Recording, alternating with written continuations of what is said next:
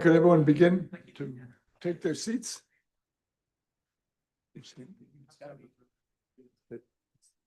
So we can begin? Sure.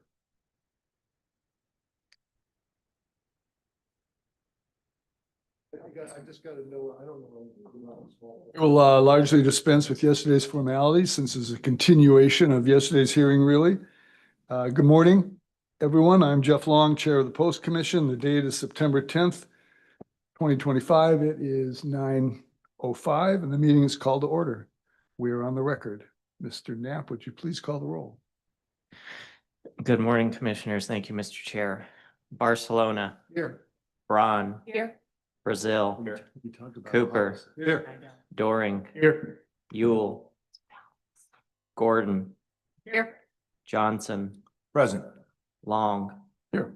Moon. Here. Nieto. Here. Rodriguez. Here. Terrio. Here. Woolry. Mr. Chair, 12 Commissioners present.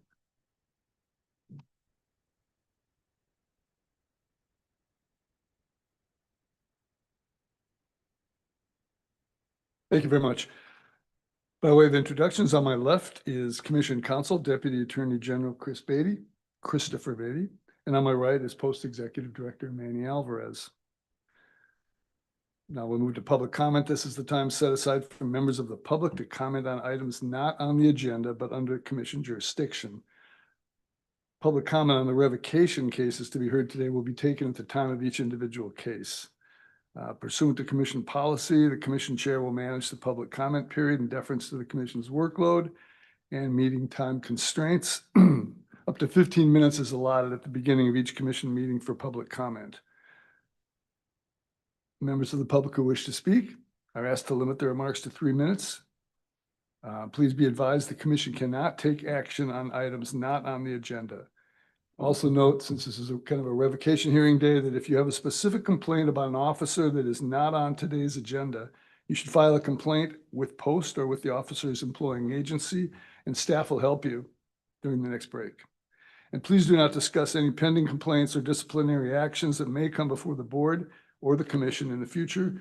This is necessary, of course, to comply with the law and to avoid compromising cases. Is anyone? Ms. Williamson is here. Okay. Good morning. Good morning. Good morning, everyone. Thank you for allowing me to speak again. I do have a couple of things. We did have an officer who recently committed suicide in San Diego. And we actually were creating legislation that we hope we can get to you, Manny, to look over, that is in regards to law enforcement agencies not complying with Senate laws, Senate Bill 1421, Senate Bill 16, and Senate Bill 2. We are trying to establish civil fines for these violations to force agencies to comply with the law, because as community members, we are forced to comply with the law or we are held accountable. Agencies are not. And so I won't go into detail, but in short, it is in regards to fining civil penalties for each day a record is withheld, and each day is a separate count of that violation. Any officer, supervisor, or custodian knowingly violating these laws would also sustain a civil penalty. And anyone who covers up, destroys, falsifies, or conceals required records retaliates against anyone refusing to participate or coerces others to do so is a misdemeanor up to 1 year in county jail and $25,000 fine. And so this is something that we are going to be pushing around the state of California, because we want what you do to have meaning. We want what you do to be adhered to by all law enforcement agencies across this state. And we want them to be held accountable when they do not. For instance, in San Diego, the unfortunate incident that happened, this officer, not only he was high risk, but none of his cases went before the commission. They were not given to you within 10 days. He was not monitored either. And so these are things that, and I won't get into detail, but these are things that are our great concern. We will have another push for legislation for high-risk officers for there to also be a high-risk system under the DOJ, because we cannot trust that law enforcement agencies who conceal their officers' conduct will make sure that their officers are okay as well. We do not want officers to commit suicide. We want officers to be okay. And we want high-risk officers to be monitored and make sure that they have the resources. And so that will be another legislation that we push as well. Thank you. Thank you, Ms. Williamson. Again, thank you for taking the time to be with us today. Good morning, sir.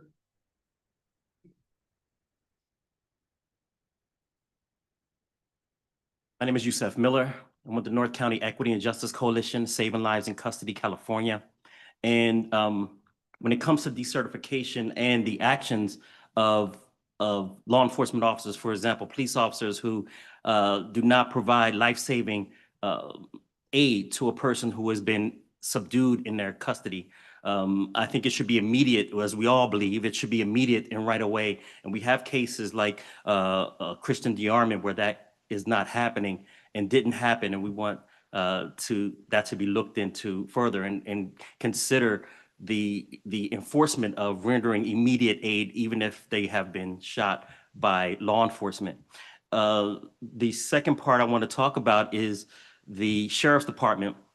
In San Diego County, there was a call for a woman in a body of water up to her face level, submerged into a body of water, and the deputy comes by and just looks, doesn't do a real search, and this is being looked into. It was just recently, last month, month ago, and they didn't do anything. The deputy just left, and as the person tried to call back, they were bullied to not call back again over this quote unquote transient person. Her name was Irma Perez. So this quote unquote transient person is alive and she's in the water. 2-3 days pass, and because he was bullied, he didn't call anymore. He didn't even look over there. On the Friday, she called, first saw her on a Tuesday. On a Friday, he walks by, his dogs alert him that there's something still in the water. He tries to pull her out of the water. She has ants in her face and her mouth, and she's moaning. She's still alive. He pulls her out.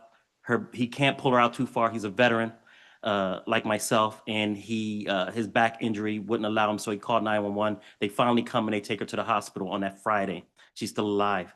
Then on Saturday, then Sunday, she dies. This death could have been prevented. The Irma Perez left behind 3 children, all below the age of 21. This could have been prevented, and these are the kind of things that hopefully come before your board and that you could see and properly judge. Thank you. Thank you, sir. Thank you for taking the time to appear before us today. For the record, we'll note that Mr. Woolery is here through Long Beach traffic. Is there anyone else who would like to address the commission at this point? No one on the line?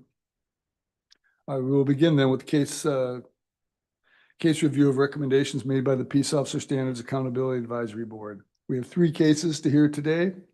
As always, we will only consider the facts and evidences presented by the Peace Officer Standards Accountability Division and the recommendation of the Peace Officer Standards Accountability Advisory Board. This is not an evidentiary hearing. The rules of evidence do not apply. Evidence is not formally admitted to the record, and there's no need to make objections, and objections will not be ruled upon. Under the Penal Code and applicable state regs, this hearing will only determine if the matter proceeds to a full evidentiary hearing before an administrative law judge to determine whether the allegations are true and justify discipline. So today the commission will entertain arguments as to whether or not the facts as presented by the division demonstrate a high probability that serious misconduct as defined in Penal Code section 13510.8 and Reg 1205 occurred. Such a finding simply results in the matter being moved forward. No actions by the commission prior to a full evidentiary hearing amount to a final determination that an officer engaged in serious misconduct.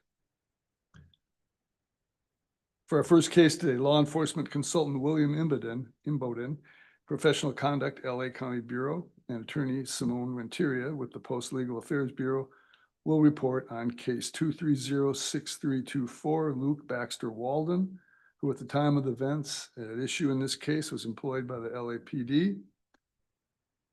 The vote of the Peace Officer Standards Accountability Advisory Board to revoke certification was unanimous.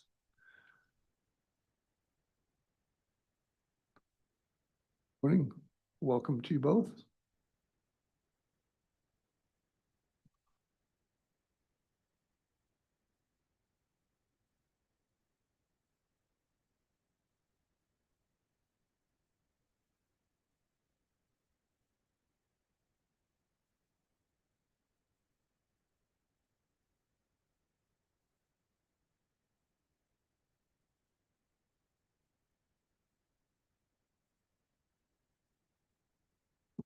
Yes, I am.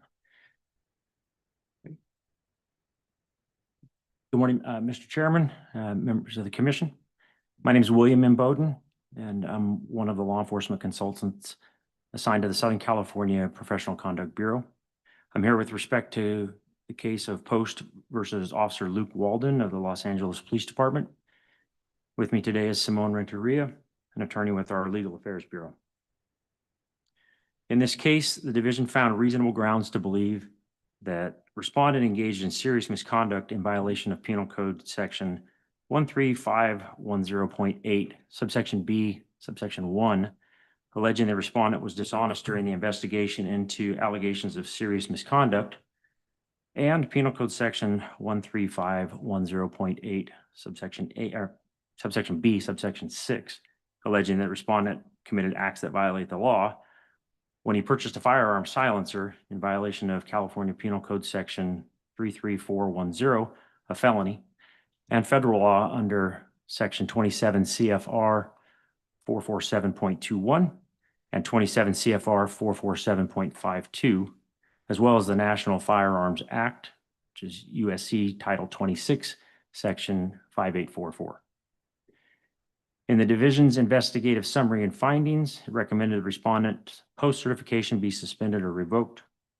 In accordance with the requirements of Senate Bill 2, and as required by Penal Code Section 13510.85, subsection A, subsection 4, this matter was heard by the Peace Officer Standards Accountability Advisory Board on July 16th, 2025. Following the conclusion of that hearing, the board voted to recommend the revocation of respondent certification. The division asks you to adopt that recommendation today. As required by Penal Code Section 13510.85, subsection A, subsection 5, the record of that proceeding is before you, which includes the agenda and attachments from that meeting, a transcript of the relevant portions of the hearing, and the recommendation of the board. If the matter was heard in closed session by the board, Commission Counsel will be able to advise you with respect to those proceedings. The law requires your review to be of that record before the board, which is before you, and which you have had an opportunity to review. To assist you in your review of the record, I will take you through the case as presented there. As the record shows, I presented the case before the board substantially as follows. Respondent began his career with Los Angeles Police Department on July 6, 1998. On October 7th, 2012, respondent was promoted to the rank of detective, and on June 15th, 2014, was promoted to the rank of supervisor. On June 5th, 2022, respondent was demoted back to the rank of detective. The respondent holds the following post-certification: basic, intermediate, advanced, and supervisory. During the respondent's 24-year career, he's received 155 citizen and department commendations. His service records do not show any prior discipline for complaints of similar allegations. On April 22nd, 2021, U.S. Customs and Border Protection intercepted a suspicious package from China at the Los Angeles International Airport mail facility. The package, which was labeled, quote, fuel filter and addressed to the respondent at his home address, actually contained an illegal firearm silencer. The label also contained graphics in Chinese, which when translated stated, quote, spiral 1/2 to 28, single core automobile fuel filter, parentheses 6-inch, 1/2 inch to 28 black spiral P017-128-9910 in parentheses. 1/2 inch to 28 and 5/8 to 24, as will be mentioned throughout this presentation, refers to thread size and count. For example, 1/2 inch diameter shaft with 28 threads per inch. Upon learning the respondent was a current LAPD officer, the investigation was turned over to the Los Angeles Police Department Internal Affairs Bureau.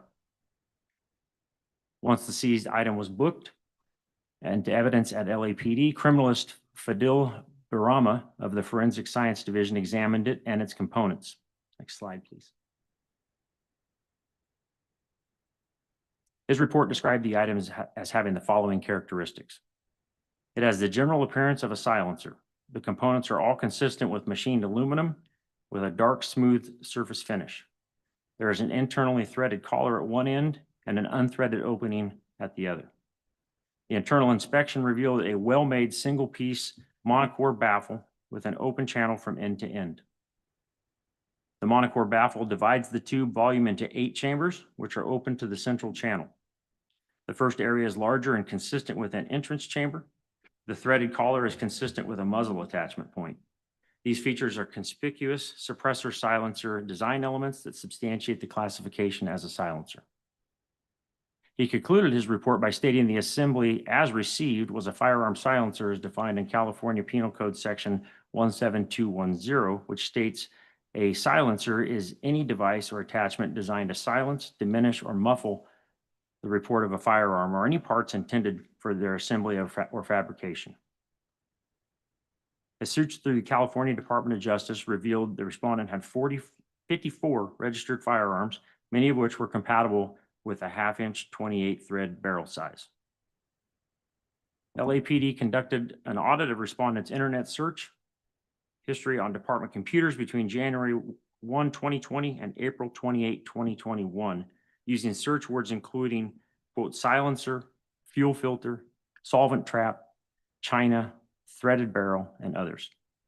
The audit revealed that during the time frame, respondent conducted 21 internet searches and searched numerous websites that advertised the sale of threaded barrels for weapons registered to him, as well as additional weapons not registered to him. The audit also revealed respondent searched websites that advertised the sale of, quote, fuel filters. The search focused on filters that had an inner thread size of 1/2 to 28, converted to an outer thread size of 5/8 to 24. The 1/2 to 28 thread size would apply to many of the weapons registered to respondent.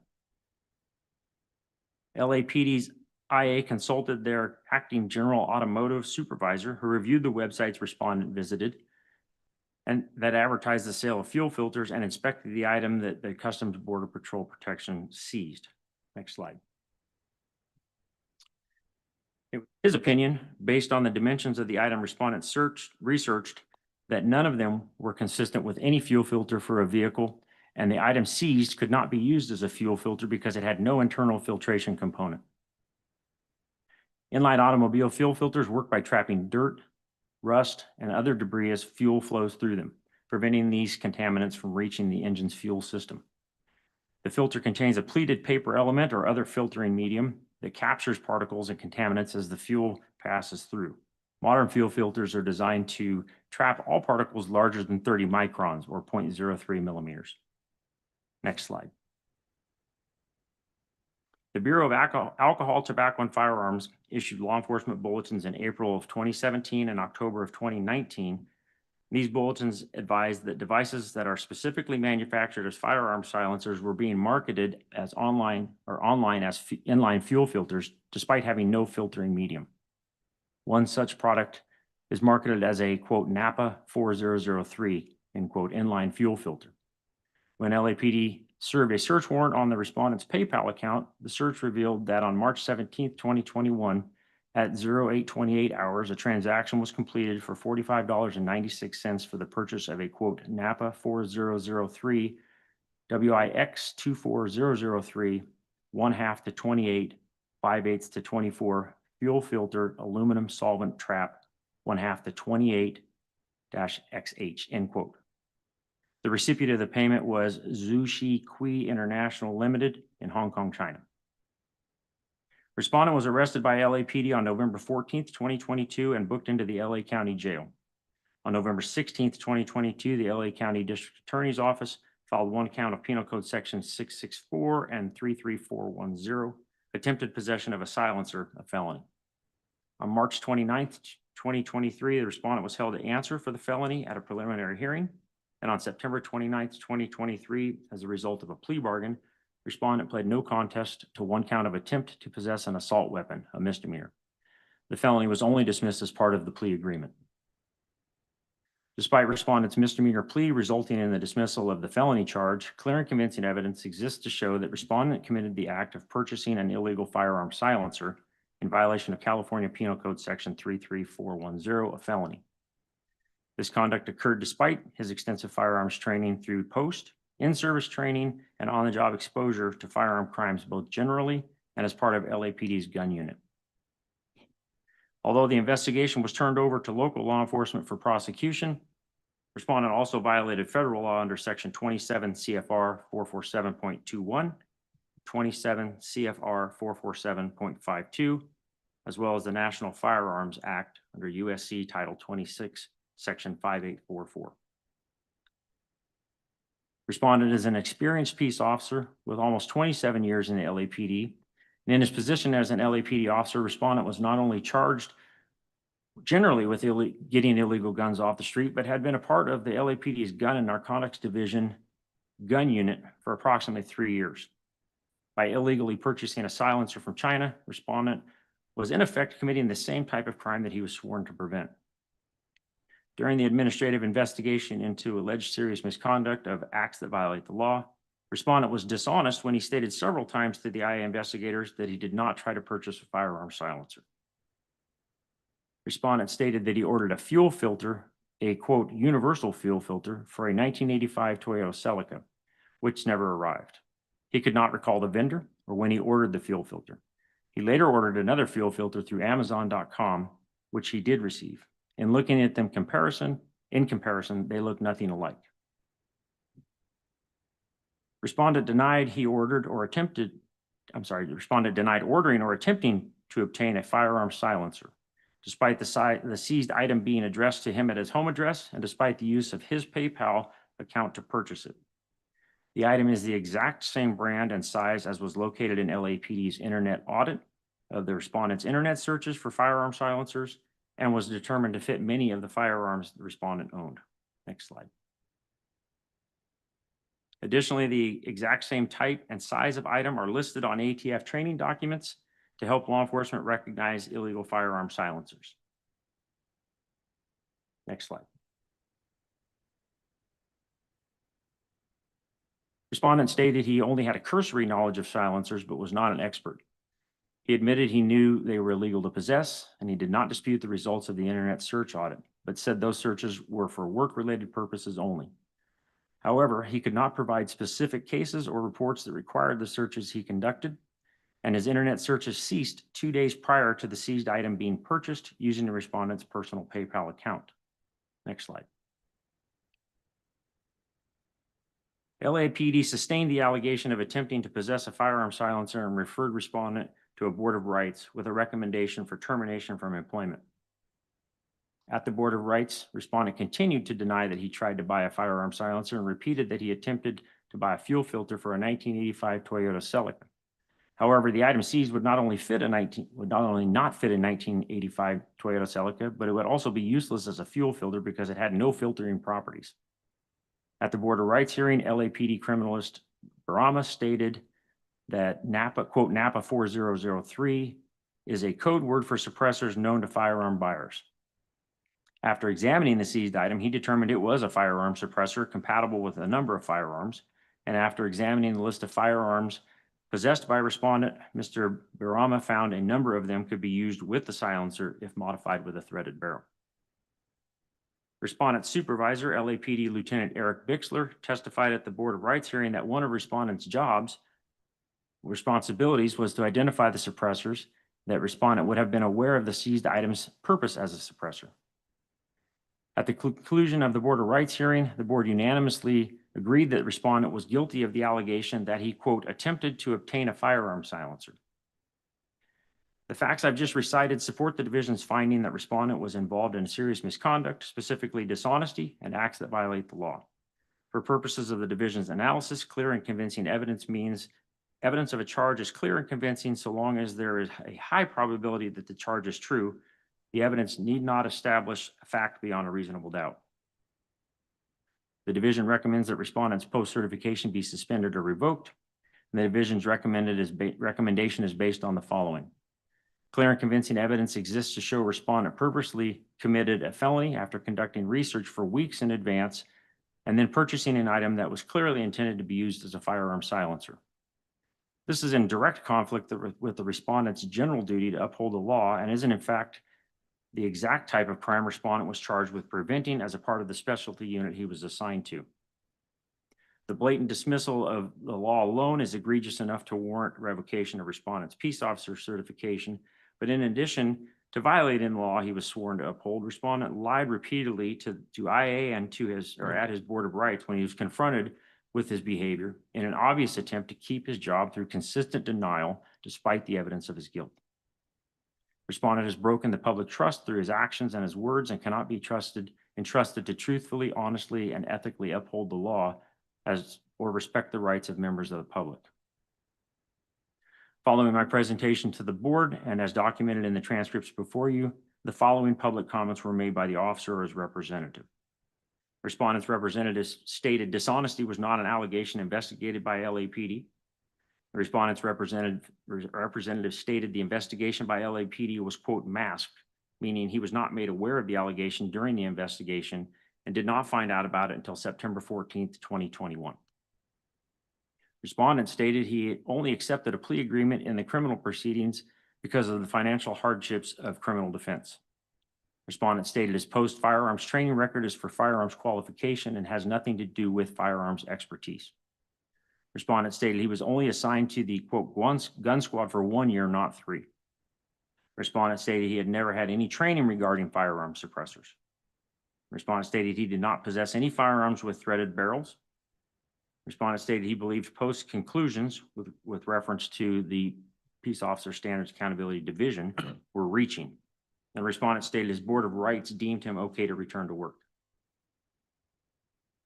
Members of the board raised questions related to the following matters, which prompted discussion between the parties present. Did the respondent take a plea deal in the criminal matter? Did the respondent order the item that was seized? As a self-proclaimed auto mechanic, how did the respondent expect the item he ordered to filter fuel when it had no filtering medium? Did respondent research silencers and suppressors up until 2 days prior to placing the online order?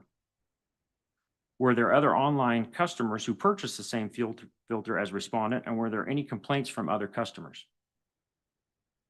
Did respondent make a complaint to the company that his filter did not arrive? Did the respondent attempt to get a refund through PayPal for the fuel filter that never arrived? What type of vehicle was respondent rebuilding that he needed a fuel filter for? The board then went into closed session.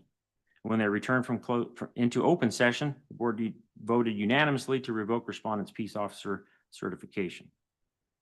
This concludes my presentation today. So with that, I'm happy to answer any questions the commission may have. Thank you, Mr. Bowden. Are there any questions from the commission or comments? Commissioner Gordon? Just a question based on the review of the documents. In there, it gives the Board of Rights rationale and refers to testimony of a supervisor.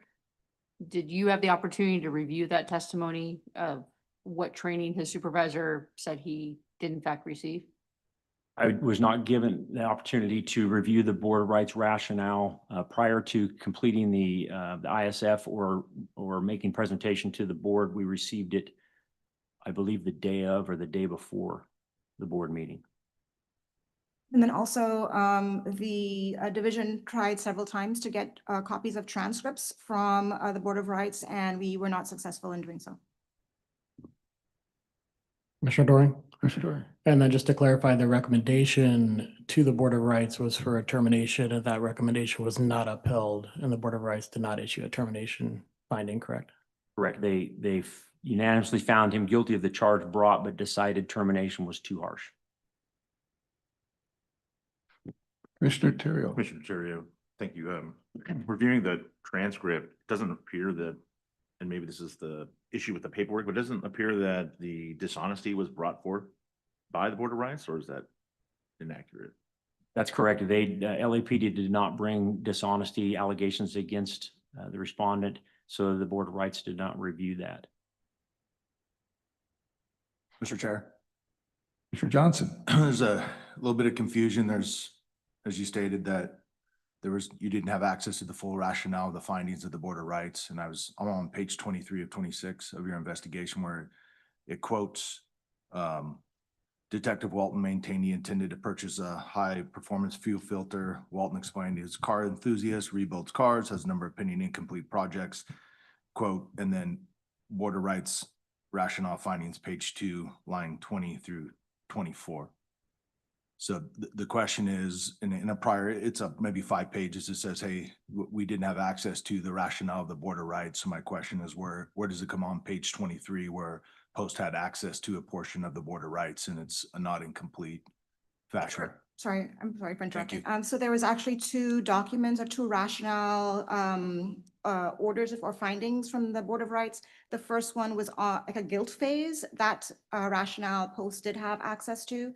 There was a second document that was purely the penalty. So the penalty phase had its own rationale. And so Post had the determination on guilt rationale, but we did not yet have the determination on the penalty. And that's what we didn't get until the day before.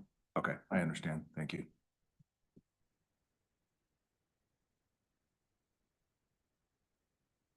Some comments or questions?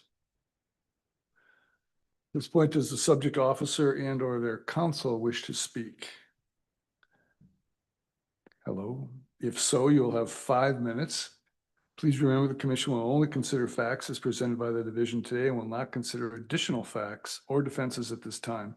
The sole question before the commission today is, if the facts offered by the division today are proven at a later hearing, do those facts demonstrate a high probability that serious misconduct, as defined in the penal code and commission regs, occurred? Welcome. Good morning. My name is Leslie Wilcox. I'm a panel attorney for the Los Angeles Police Protective League, and I'm now representing Detective Luke Walden.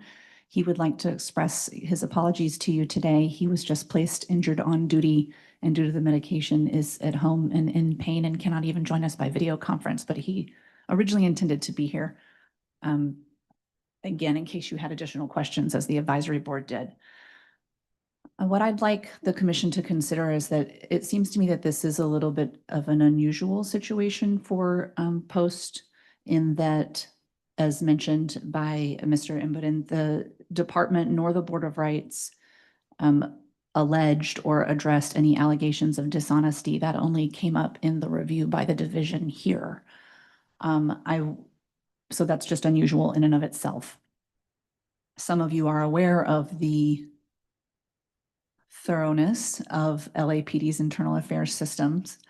And if there is an inkling that an officer or employee has been intentionally false or intentionally misleading investigators, then they don't have any problem making that allegation and asking the officer to answer for that. So it is unusual to me that that has occurred in this particular case, where there's been no allegation of dishonesty until it reaches the Post review.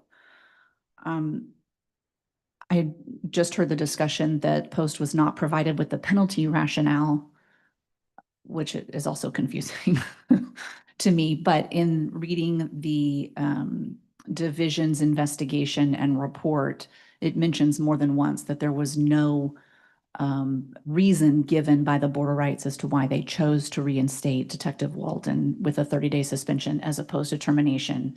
And so I would just like to point out that it sounds like there is a rationale. I mean, I know that there is, and I've seen it.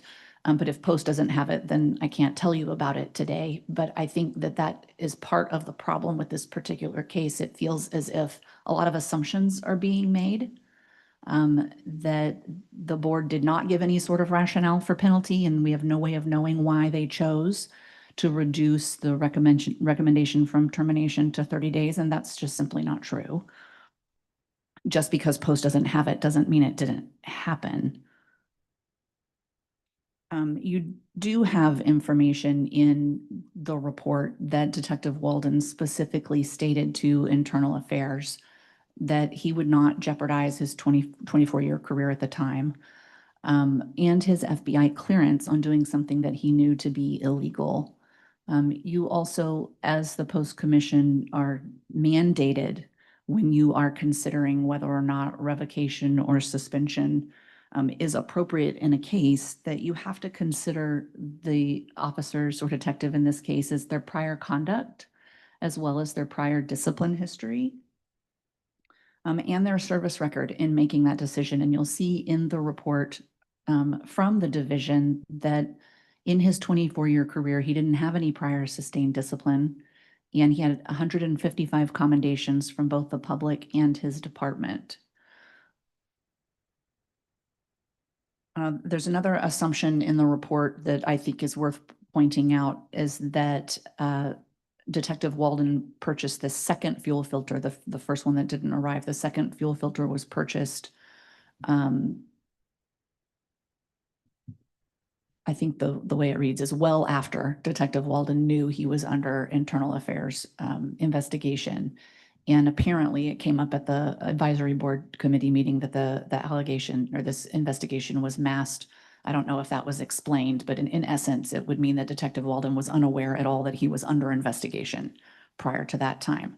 So that's another assumption that I believe lowers the probability that this would meet the standard of clear and convincing evidence. If that's sort of where a lot of this reliance is on, is that he was taking these particular actions to order the second fuel filter because he knew he was under investigation, that's eventually going to be shown that that part isn't true.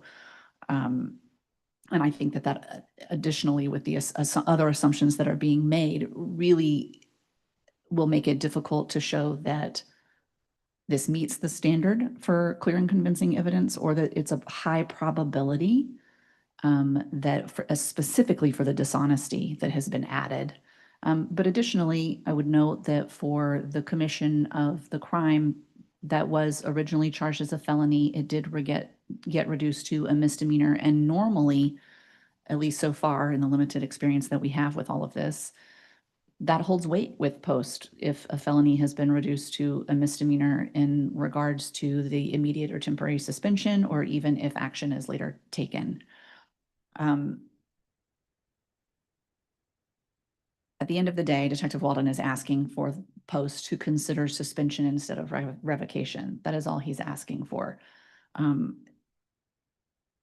You do have a sustained finding from the board. There is a rationale out there about why they chose to give him 30 days instead of terminating him. I am a little concerned that that wasn't given by the department. I don't really know where that fell through. I do think that is important for the commission to consider. Just checking my notes.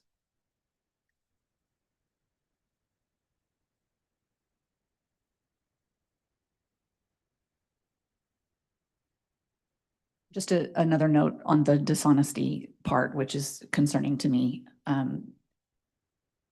My understanding in general, just in this line of work, and also I believe the way Post operates in just as a standard of a denial of an allegation is typically not later phrased or framed as dishonesty or a false statement or misleading.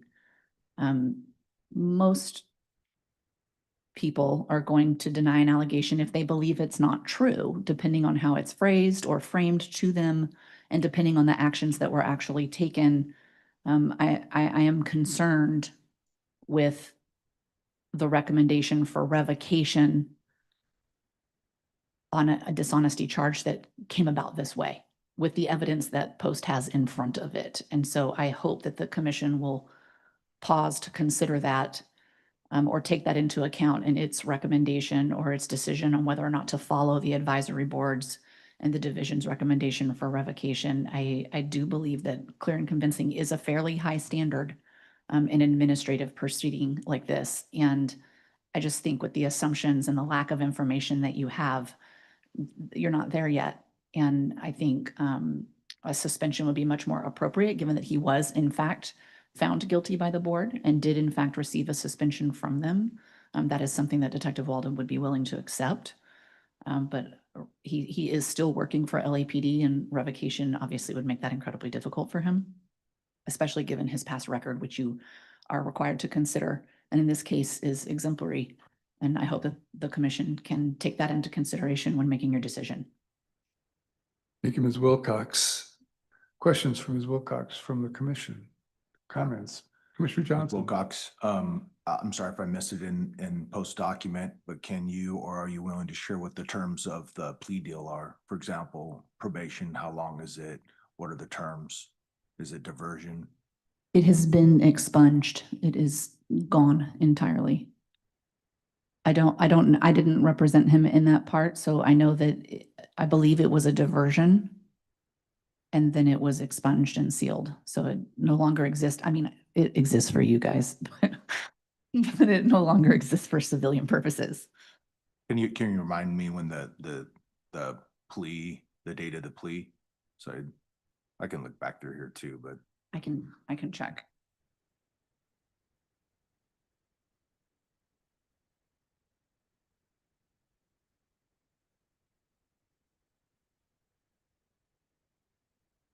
I've received a lot of documentation, so give me just a second.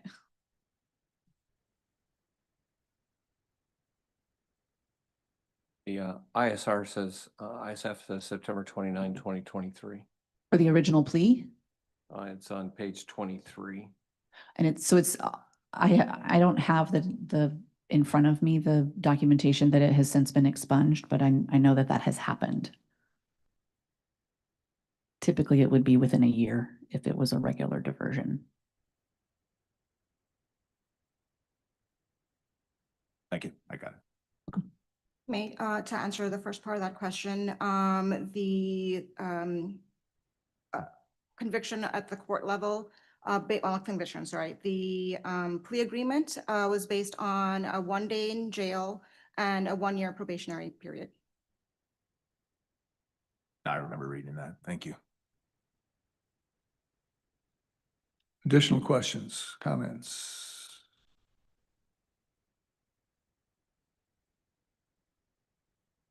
I'll ask Mr. Immonen, just since this seems to be kind of a crux of the matter, can you address from your perspective why Post, pursued dishonesty and LAP did not?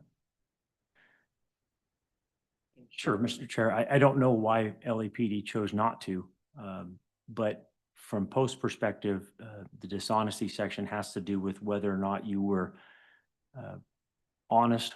Did you provide misleading statements, self-serving statements in an effort to mask or hide your behavior or whatever you had done that was being investigated as serious misconduct. It doesn't have to be the underlying allegation that's being investigated. And so when we read the IA and the letter of transmittal from LAPD, it was clear to us that the answers that he was giving to IA during his interviews and then at the Board of Rights was evasive, deceptive, intending to deceive the investigators and make them think that he had not done anything wrong. And it's not a mere matter of denying that he tried to order the part, but it was the continued denial and other answers, other reasons why this could have happened and why he wouldn't do what he did, as opposed to a straightforward answer that. Thank you. Commissioner Gordon. So a follow-up on that question, because you previously stated that you guys didn't actually have the transcripts from the Board of Rights. So that determination was made without actually reviewing the testimony given at the Board of Rights. It was made without the transcript of the testimony, but we had the IA report refers to it, and we had the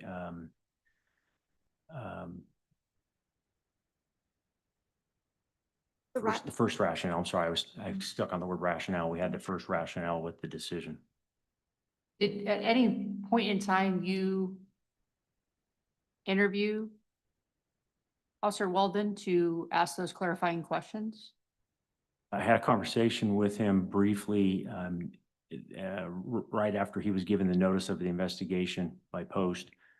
It was not an interview because at that point I wasn't prepared to do an interview. He called me. And then no, there was no follow-up with him after that, after the initial phone call to ask those clarifying questions. No.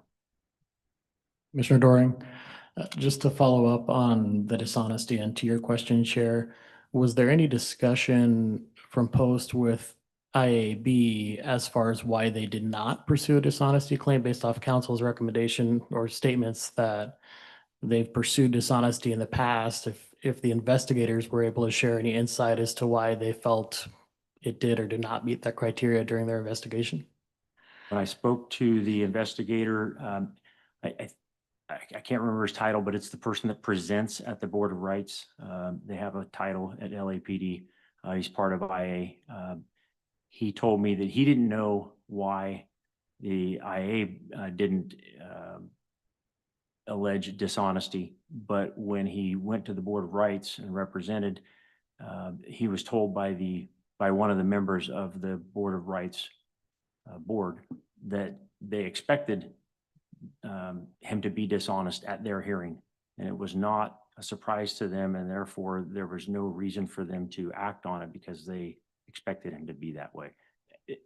This was coming from the board member who was a practicing defense attorney, and that was their.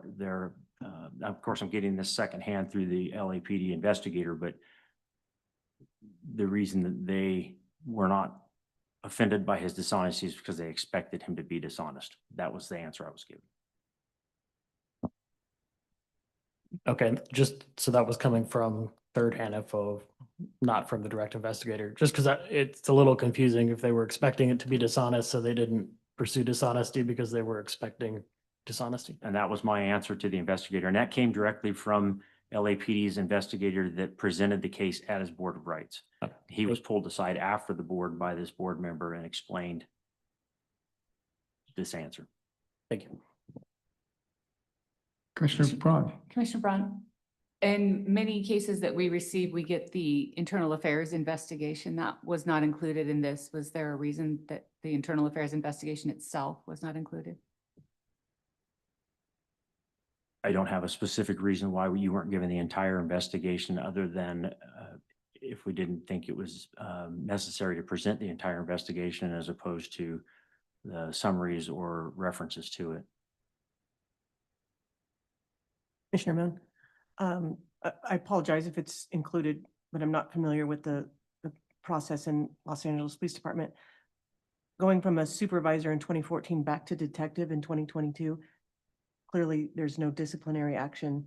Is there a reason? Was there a reason acknowledged why the detective went from supervisor to detective? So in my report, I referenced the fact that he had no prior discipline related to this type of action that's being investigated by post. That does not mean that he had no discipline in his LAPD record. However, we weren't given that discipline because it was not part of this investigation as related to this type of allegation. So he had some discipline for something that he had done prior. Thank you. I actually want to ask a follow-up question on that to his attorney. Only because I used to work LAPD a long time ago, but you can go from detective to sergeant and it's not a demotion. You go a different testing process. So I just want to clarify if that is what he did or if there was separate discipline related to that, because there are two separate tracks. You can go detective track, sergeant track, and then Or you can have dual track. Or you can It's have a dual Jacob's track, role so- under LAPD. That's not a demotion. You can jump between if you tested for both. My understanding is that he did not. He was still in investigations and went from an investigative supervisor back to a detective without the sergeant title. So, Commissioner Nieto, let's be clear to identify so we don't tie Kathy in knots here. Commissioner Nieto. sorry, Commissioner Nieto. So LAPD, you can have dual ranking. You have detective 1 2, and 3. Detective 2 and 3 are supervisory ranks within the detective ranks. Then you could be on the sergeant side. Again, it splits. And the sergeants are Sergeant 1 and 2. Both Sergeant 1 and 2 are supervisory ranks. The only non-supervisory rank on the detective side is the Detective 1. Do we know what level of detective he went to? Actually don't know if he went from a 2 to a 1 or a I'm- 3 to a 2. Yeah, I don't know that either, unfortunately, for you.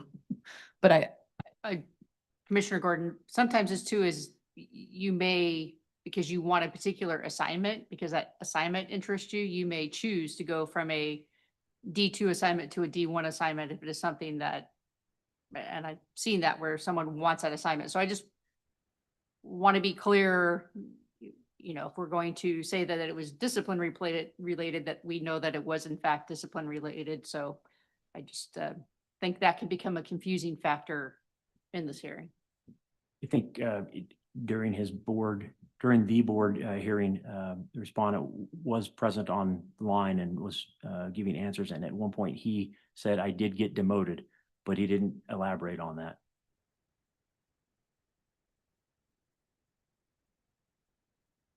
Further questions? Chair, if I may just Comment, please. clarify the line of questioning with regard to the dishonesty and whether or not LAPD or the Board of Rights consider dishonesty charges. I just wanted to remind the commission that Post is not bound by determinations or decisions made by either the Board of Rights hearing or law enforcement hiring agencies. And that's part of Penal Code 13510.8 C6. Thank you, Ms. Renteria. Any other questions at this point? Thank you, Ms. Wilcox. thank you all. Thank you very much. Is anyone from the public here to comment on this particular case here?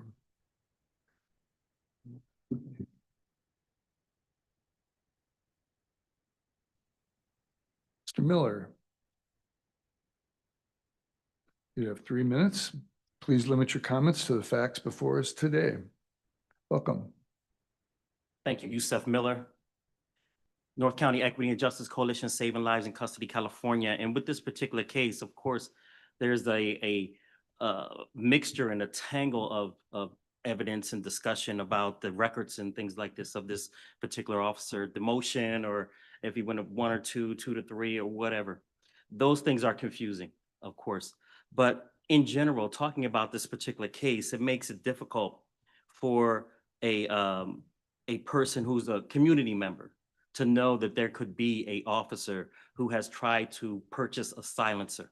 The silencer, it's usually only purchased for people who are terrifying the community, for criminals, for assassins, for people who are trying to avoid detection from shooting at the community. And we see it most critical when it comes to school shootings, shootings, just terroristic shootings, domestic shootings in our country. So it's really alarming that someone who is legally armed to patrol the community will be engaged in purchasing a piece of equipment such as this. The lying, of course, for all law enforcement officers, that this lying issue should be very critical, and we expect trust. But when it comes to this particular item, this is an assassin's item, an assassin's tool. And I believe that we should take that part very seriously. And the idea that he has purchased it and seems to be avoiding the facts of purchasing it, it should be really looked at for decertification. I don't mean suspension. I don't mean any of those things. I'm talking about whether we hire or dismiss an attempted assassin on the appearance of an attempted assassin. So this destroys the trust and the nature of trust is important in law enforcement. It destroys and shatters, in my mind, the trust of law enforcement when these type of officers when we're sure they're convicted of this kind of purchase is still on the force. Thank you. Sure. Ms. Williamson coming forward.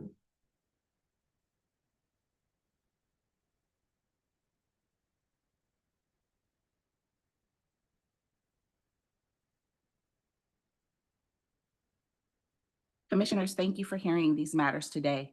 The community deserves accountability, transparency, and the assurance that law enforcement officers who commit crimes or serious misconduct are permanently removed from positions of authority. Senate Bill 2 was created for the purpose to decertify officers whose actions endanger the public, violate trust, and perpetrate systemic harm. The following case clearly meets that standard. Luke Baxter Walden, LAPD, purchased a silencer unlawfully, demonstrated dishonesty in connection with the incident, pled no contest to a misdemeanor, disciplined by LAPD, demoted from supervisor to detective out of his own mouth, given a 30-day suspension. Despite these violations, Walden is still employed by LAPD. I am Los Angeles born and raised, and we will not sit here and pretend that LAPD does not have a long history of corruption and protecting officers who violate the law. We will not pretend that officers don't communicate among themselves when their peer friends are under investigation. As the Post Commission, it does not matter what a law enforcement agency chooses to sustain or chooses to ignore. The evidence stands on its own.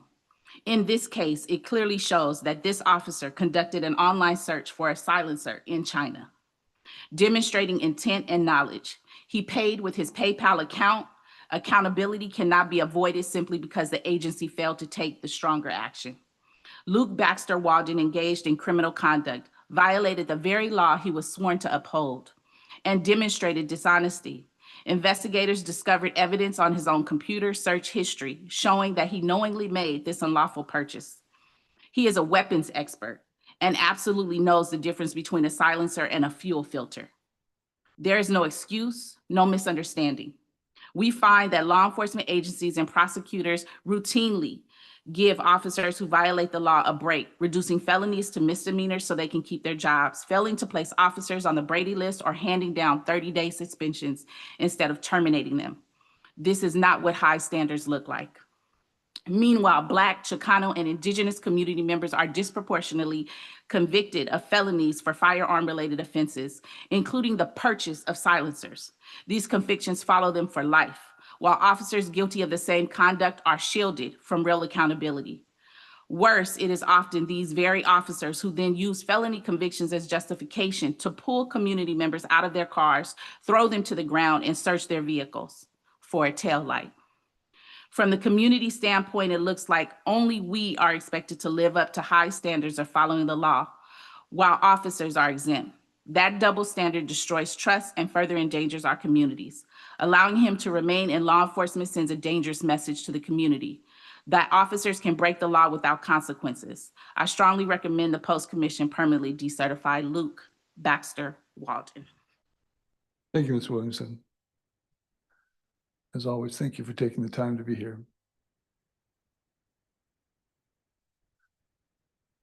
I'm guessing that unless there's a motion, I'm guessing that we may want to go into closed session. I see a lot of nodding heads. Question for Commissioner Brazil? I have one question before we just had to do that.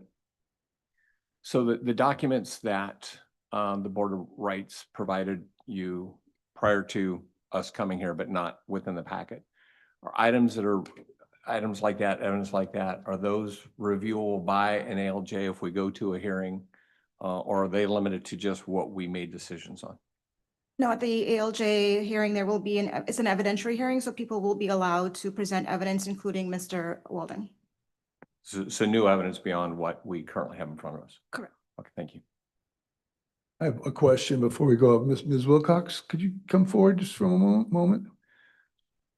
There seem to be circling around. You seem to make allusion at least to your offer of a suspension. I'm curious what you're referring to specifically. I think maybe Commissioner Johnson was nibbling on those edges to get that response as well. What are you in this case suggesting? What I said or what? Yeah, I believe. Yes, Yeah. I meant I guess in a proposed settlement agreement of some sort for suspension as opposed to revocation, which I know occurs occasionally if the facts Right. present Are you itself. I was curious as to whether you're actually proposing something, or are you just referencing that your preference for a proposed suspension? Yeah, as opposed to revocation, yes. Okay, that's as far as. Yes, thank you. not any details of that. I'd be happy to work that out with. Okay, all right, thank you. Mr. Any Rentia. questions? Well, Ms. Wilcox is there. All right, why don't we adjourn then? We'll adjourn to our little room and we are out of regular session. We'll be back shortly.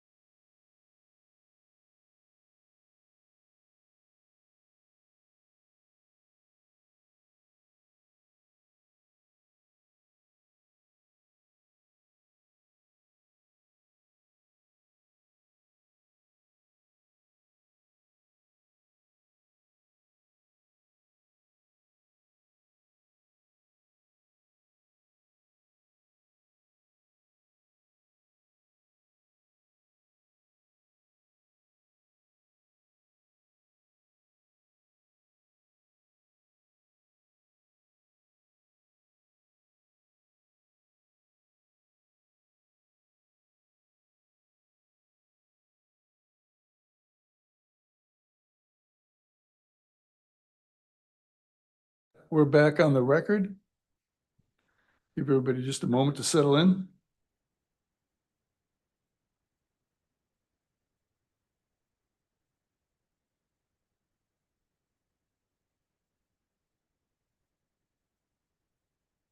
I think, and I'll look for nodding heads, but essentially what we've decided to do is to not make a motion and send this matter back to the board.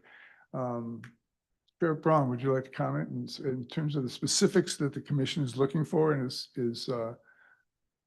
would like to Yes, hear?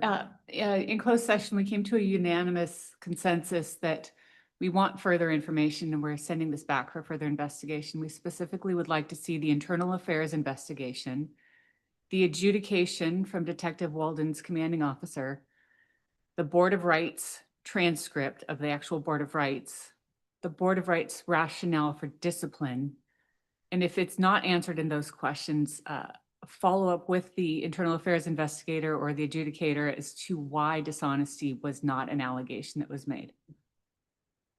Yep. I believe that encapsulates everything we talked about. Plenty of nodding heads. Anybody that wish to add to that? Any questions?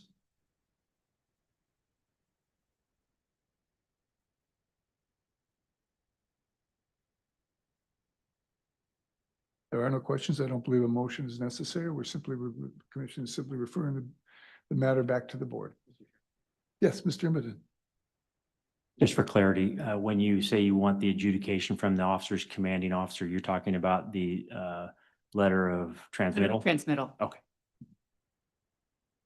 It's LAPD speak.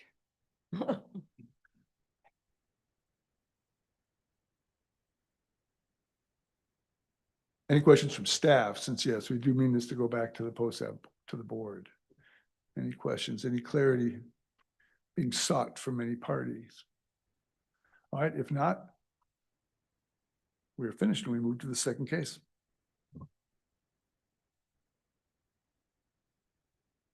Thank you, folks.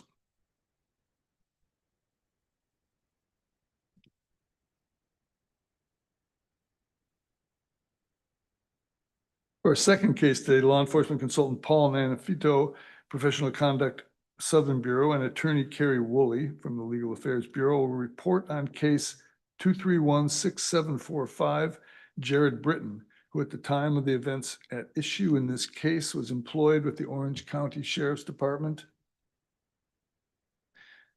As per the record, the vote of the Peace Officer Standards Accountability Advisory Board to revoke certification was unanimous. Mr. Nanfito. Good morning, Commission, Chair and Commissioners. My name is Paul Nanfito, and I am a consultant with Law Enforcement Professional Conduct Southern Bureau in the Peace Officer Standards Accountability Division.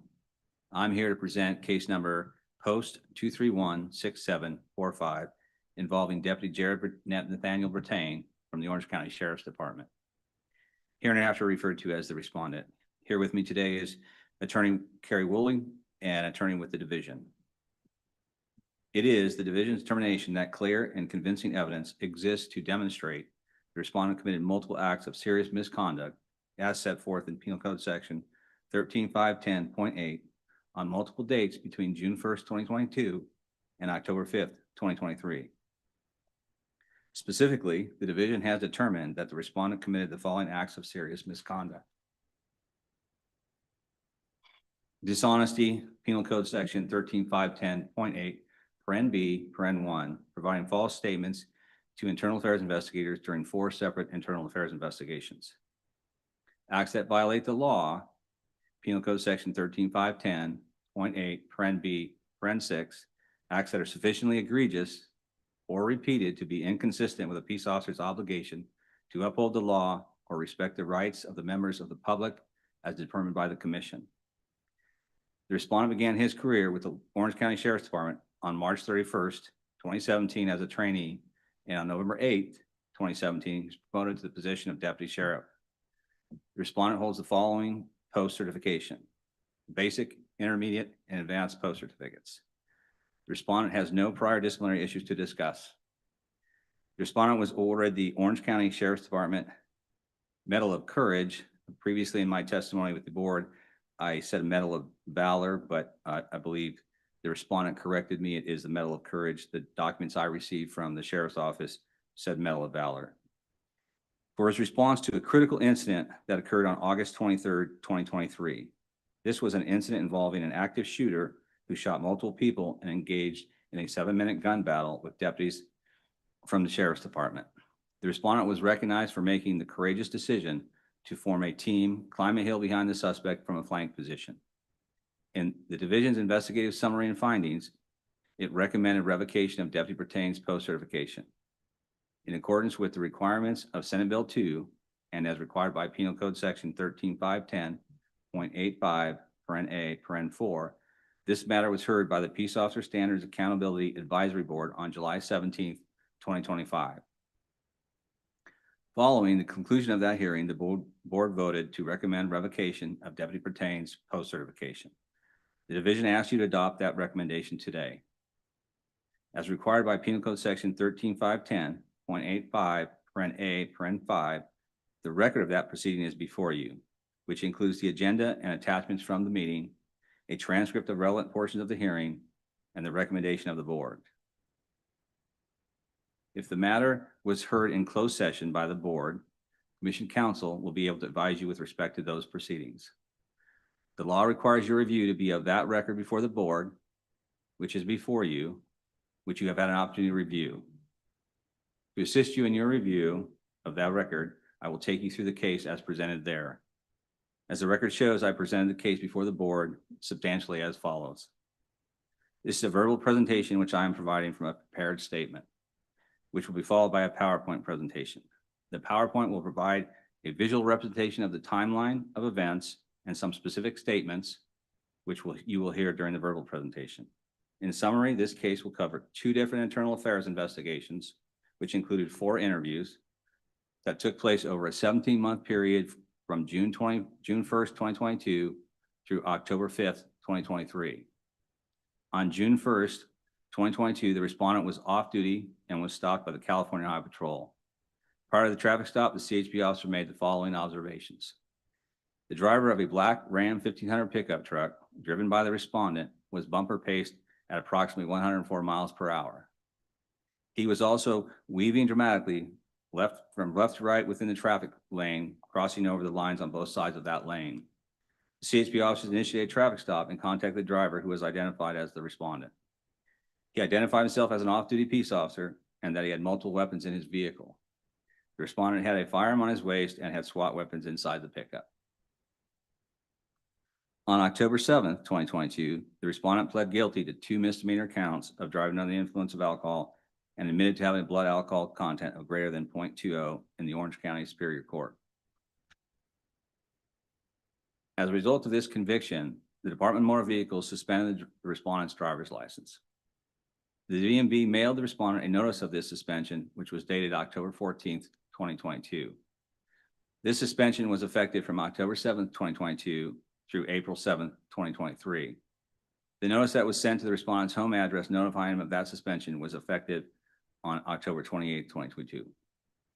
The respondent was in court when he was advised by the court of a Superior Court document referred to as a declaration regarding Vehicle Code Section 13550, which notified the respondent his driver's license had been confiscated at the time of his arrest and it had not been lawfully reissued. It was signed by his attorney and was dated October 7th, 2022, and the respondent was present in court when that occurred. The respondent did not notify his chain of command at the Stanton substation of his driver's license suspension. He continued to work his regularly assigned patrol shift at that station. During the week of December 20th, 2022, the respondent went to his mailbox and retrieved the notification from the DMV, which was dated October 14th, 2022. The document was the DMV order of suspension, which reads in part, your privilege to operate a motor vehicle has been suspended effective October 7th, 2022, and shall not be reinstated before April 7th, 2023.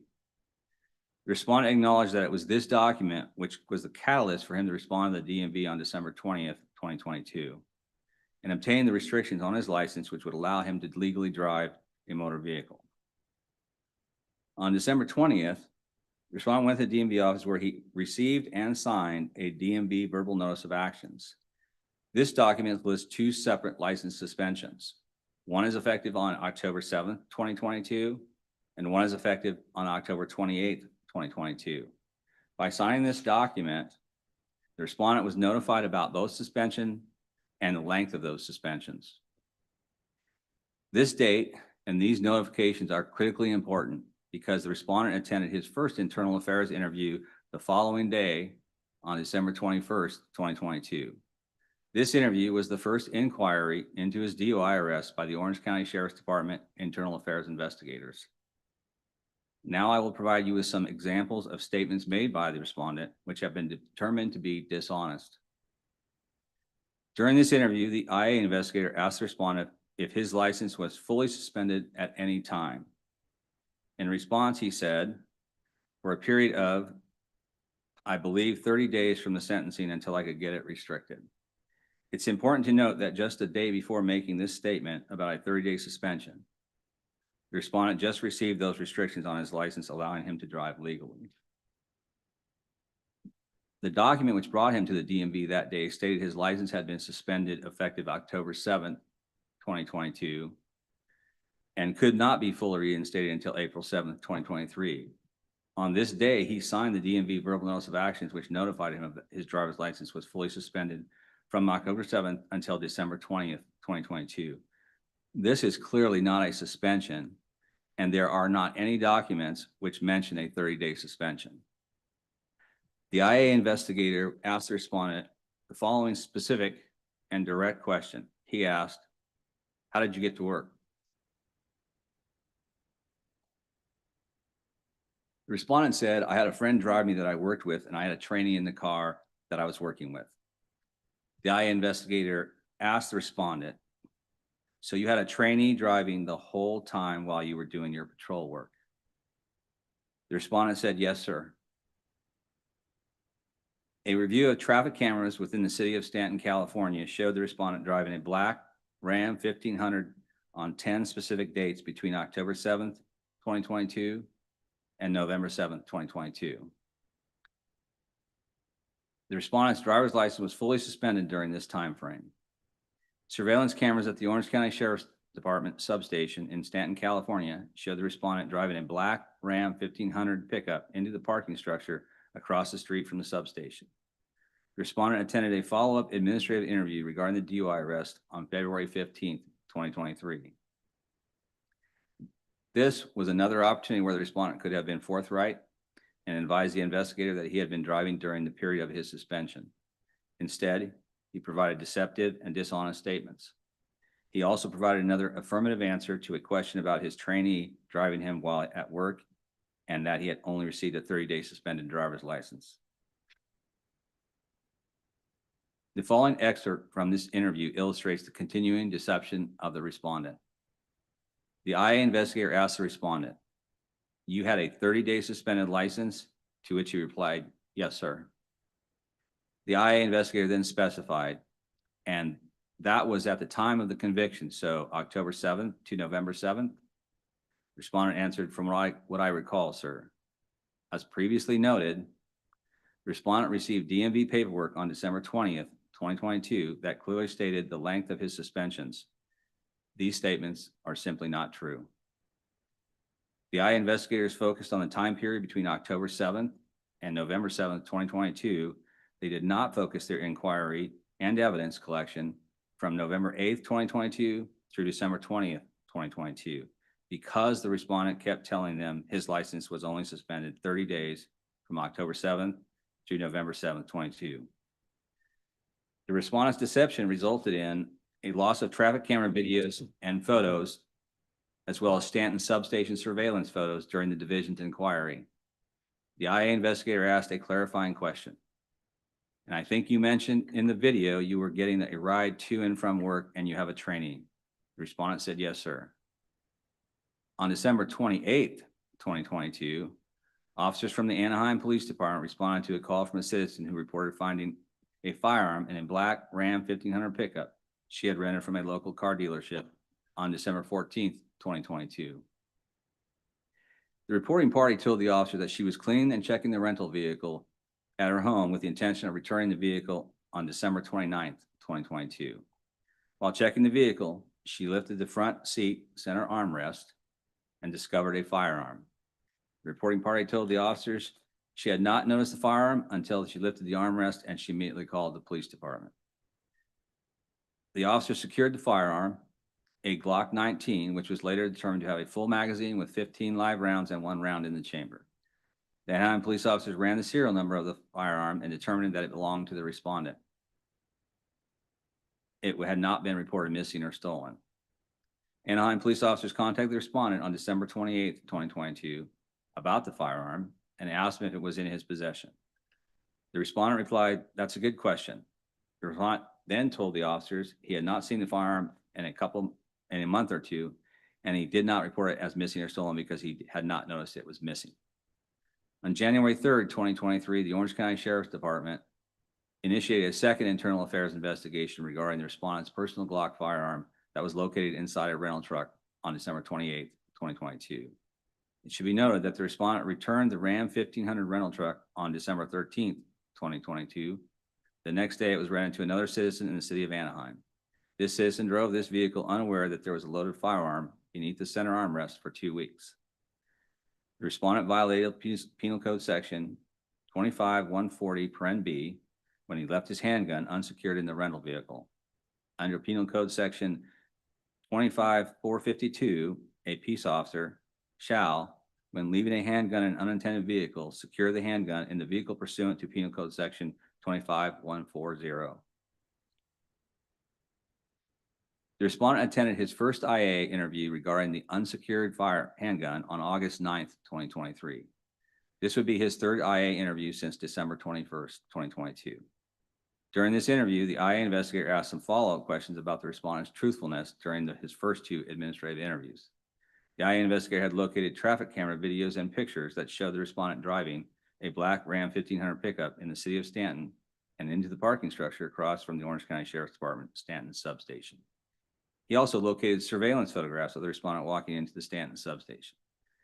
The IA investigator was aware of the previous IA regarding the DUI arrest. These photographs are what led him to ask the respondent some follow-up questions about the respondent's truthfulness during the 2 IA interviews regarding the DUI arrest. The respondent's answers to some of these questions continued to be deceptive and dishonest. During the interview, the IA investigator stated to the respondent, "I have you on camera driving to work." The respondent said, "Yes, sir." The IA investigator added, "In your rented truck during those days?" Again, the respondent said, "Yes, sir."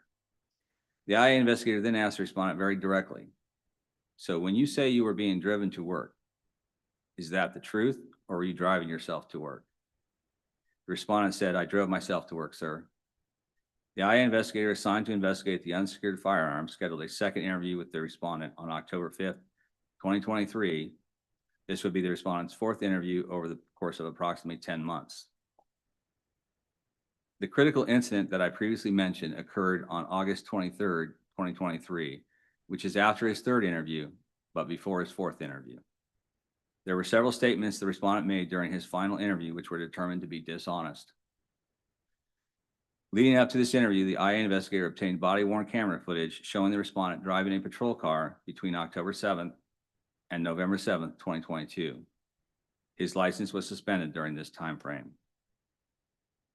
The investigator asked the respondent if he remembered stating during interviews with the first IA investigator and later with him that your trainee drove your patrol car while you were at work. The respondent said, "Yes, sir."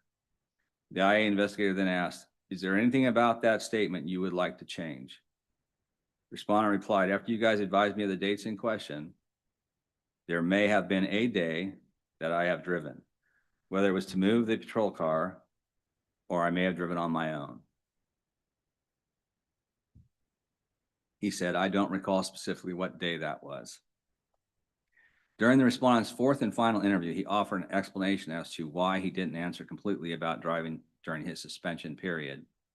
Specifically, the respondent said, "I obviously drove during work and I couldn't recall specifically when or if I did, and then thinking back into it, ultimately, I was confused on the dates. There's multiple suspension dates that I was given, and the reason I gave the answer that I did. The evidence shows that any confusion about suspension dates on the part of the respondent was cleared up when the respondent went to the DMV on December 20th, 2022, where he received his verbal notice of actions with the actual suspension dates, as well as receiving the order of suspension earlier that week. At the respondent's request, he was interviewed by the division on October 23rd, 2024. During this interview, he made the assertion that he was confused about the dates of his suspension and said the suspension may have been in effect later in November 2022. The respondent stated he would provide copies of DMV paperwork to show the different suspension dates that created his confusion.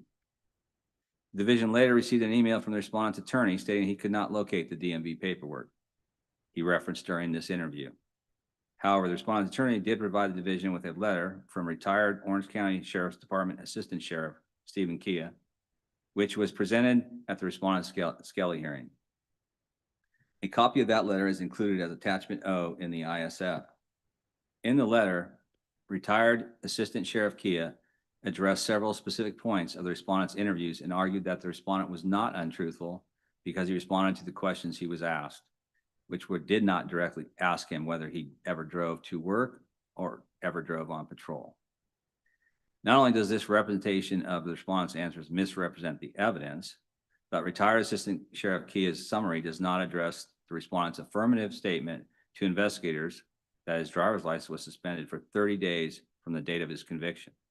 Further, from the contents of this letter, it appears that retired Assistant Sheriff Kia was unaware the respondent visited the DMV on December 20th, 2022, the day before his first IA interview, and obtained a restricted license which allowed him to drive legally to and from in course of employment.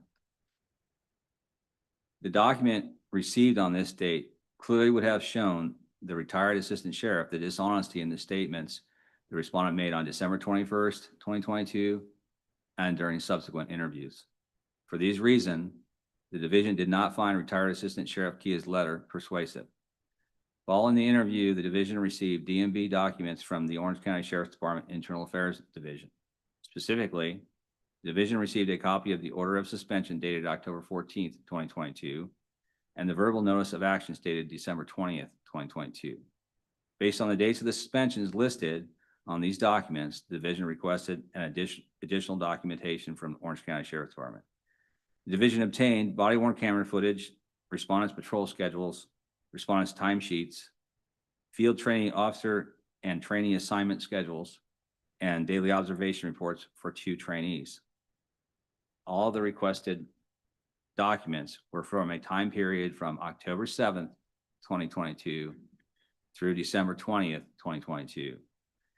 The preceding information was reviewed, which revealed the respondent drove a patrol car on many additional dates and during times when he was assigned a trainee. This information revealed that a trainee was not available frequently enough to be able to drive the respondent the whole time he was working his patrol shifts. Based on this new information, the division requested that the respondent participate in a second interview. The interview took place on January 14th, 2025. During this interview, the division reviewed with the respondent the order of suspension and the verbal notice of actions.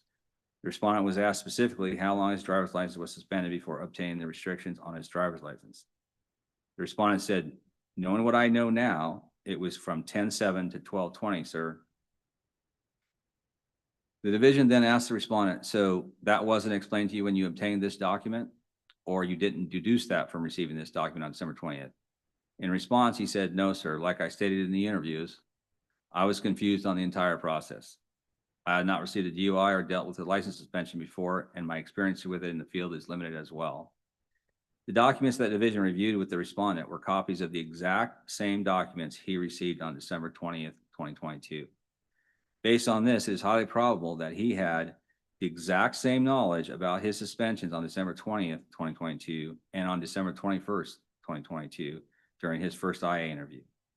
The respondent was also asked about who had provided him rides to and from work.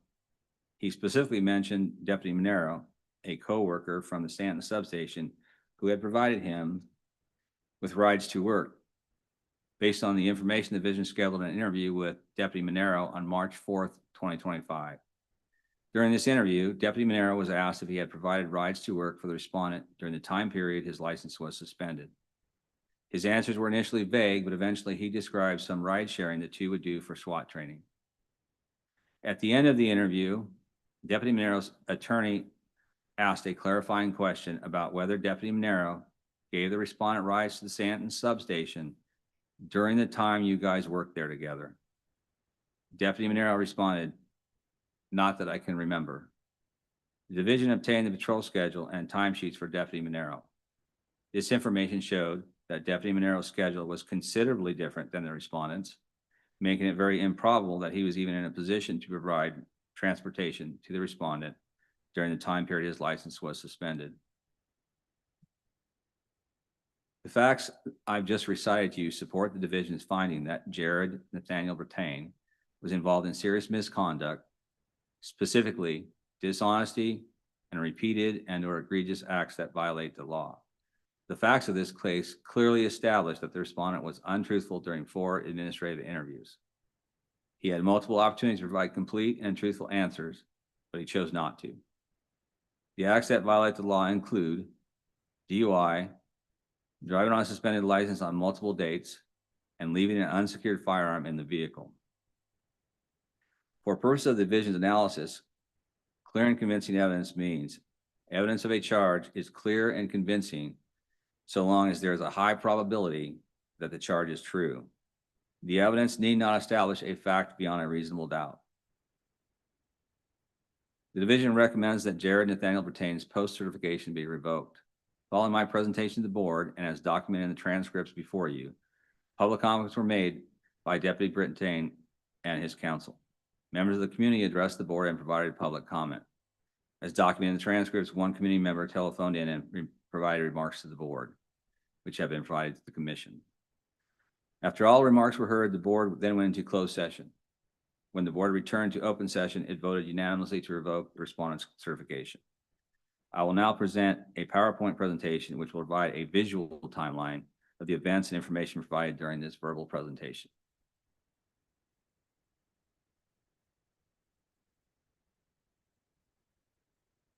And on this first series of this first slide, timeline of events, I do want to make one notation of a error on the third slide under October 14th, 2022.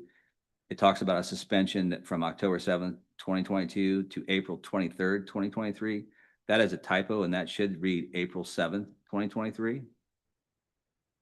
So as noted in my presentation, this all started on June 1st, 2022 when the respondent was arrested for DUI and he had a BAC of 0.20 and was driving at 104 miles per hour. He pled guilty to the DUI and admitted to the BAC of 0.20 on October 7th. On October 14th is when DMV sent that order of suspension, which listed the suspensions, and both one was effective October 7th, one was effective October 28th. Next slide, please.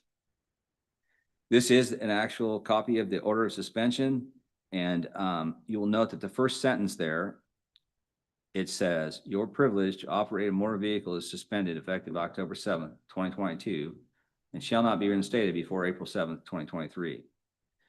So this is a very clear statement. It's a very brief document, and it's very clear as to the length of that suspension.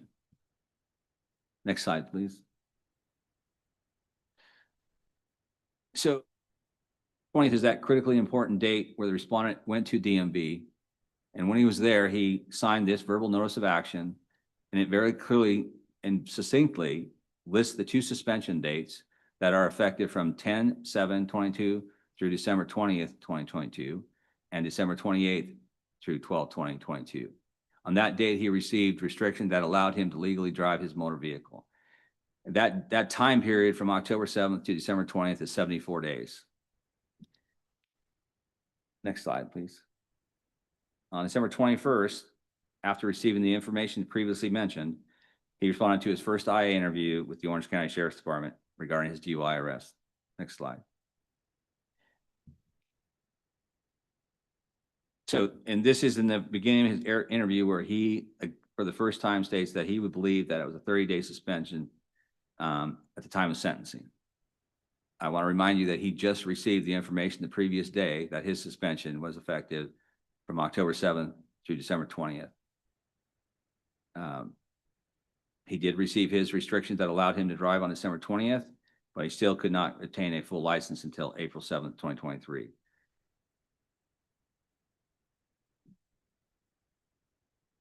Next slide, please.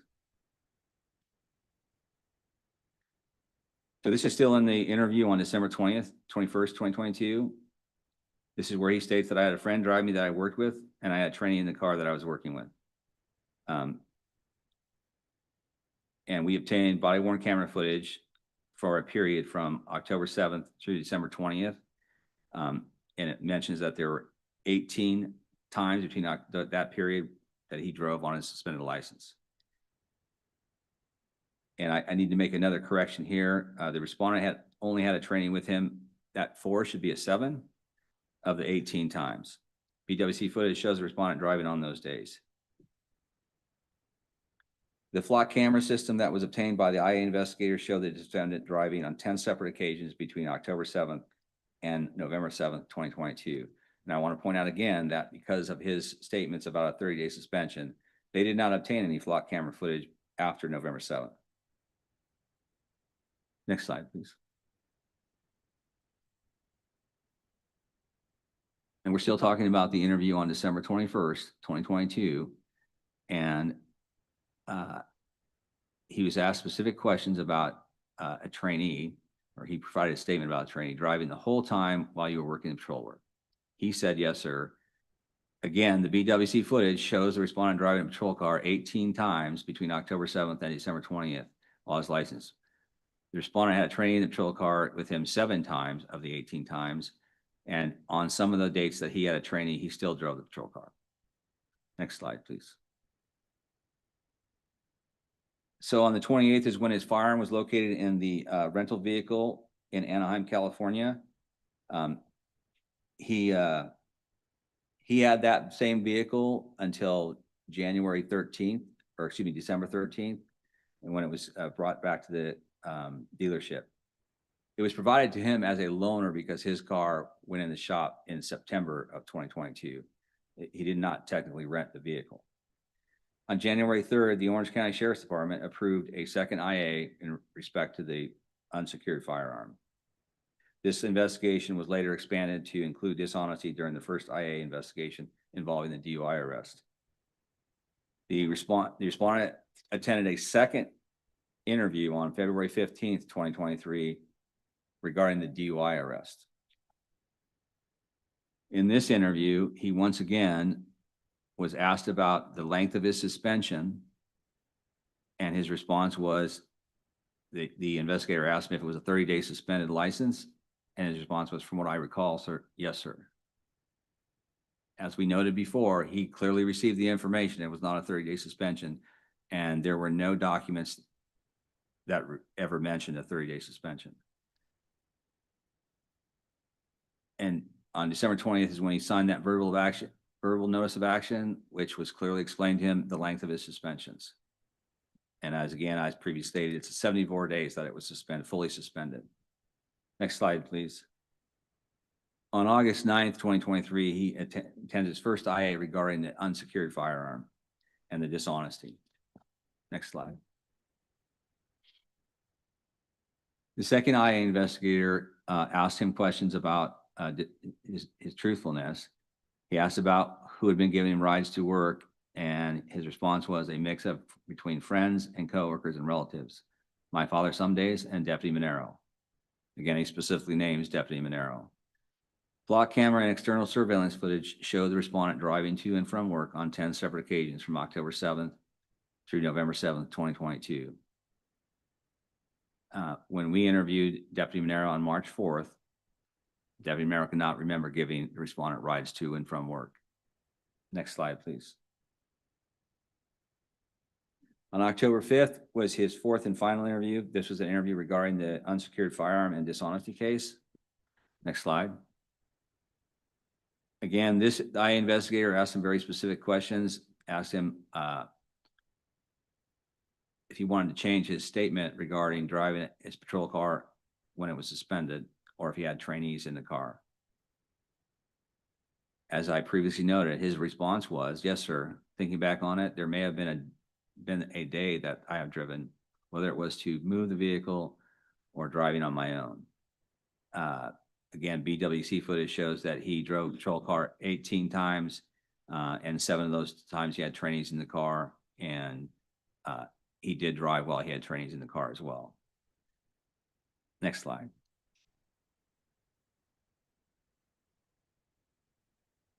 On December 14th, 2023, the respondent was served a notice of intent to dismiss.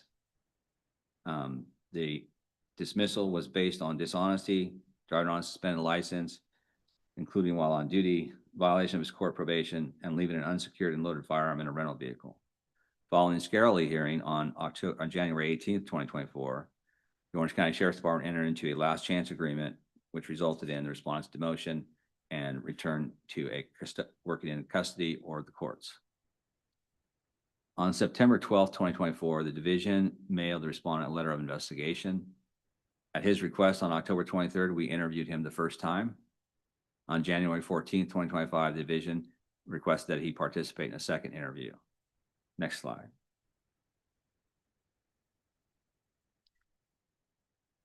Respondent was dishonest when he replied to the division's question about whether a trainee drove the patrol car the entire time his license was suspended with, when I had a trainee in the car in the vehicle, yes. BWC footage shows the respondent driving a patrol car those 18 times, and 7 of them had a trainee. The rest was by himself. Next slide, please. During his interviews, respondent repeatedly denied knowing the dates during which his license was suspended. Under Vehicle Code Section 14601.2, a person shall not drive a motor vehicle at any time when that person's driving privilege is suspended or revoked for a conviction of a violation of Section 23-152. If the person still driving has knowledge of the suspension or revocation.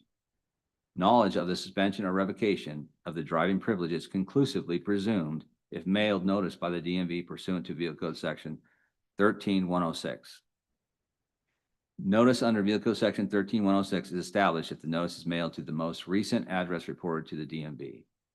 The respondent acknowledged during his January 14th, 2025 interview that the DMV mailed notice of his suspension to his home address. Next slide. The unsecured firearm. Under Penal Code Section 25452, a peace officer must secure a handgun left in an unattended vehicle as required by Penal Code Section 25140. At this point, I'd just like to remind you that the citizen who obtained this vehicle after the respondent drove that vehicle for 2 weeks unaware that there was a loaded firearm in that vehicle. And that concludes my presentation, and I'll be happy to answer any questions that you have at this time.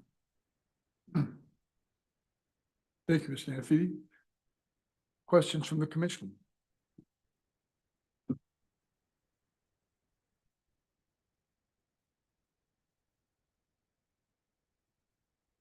Comments? Then we will move at this time. Does the subject officer and or their counsel wish to speak? I believe so.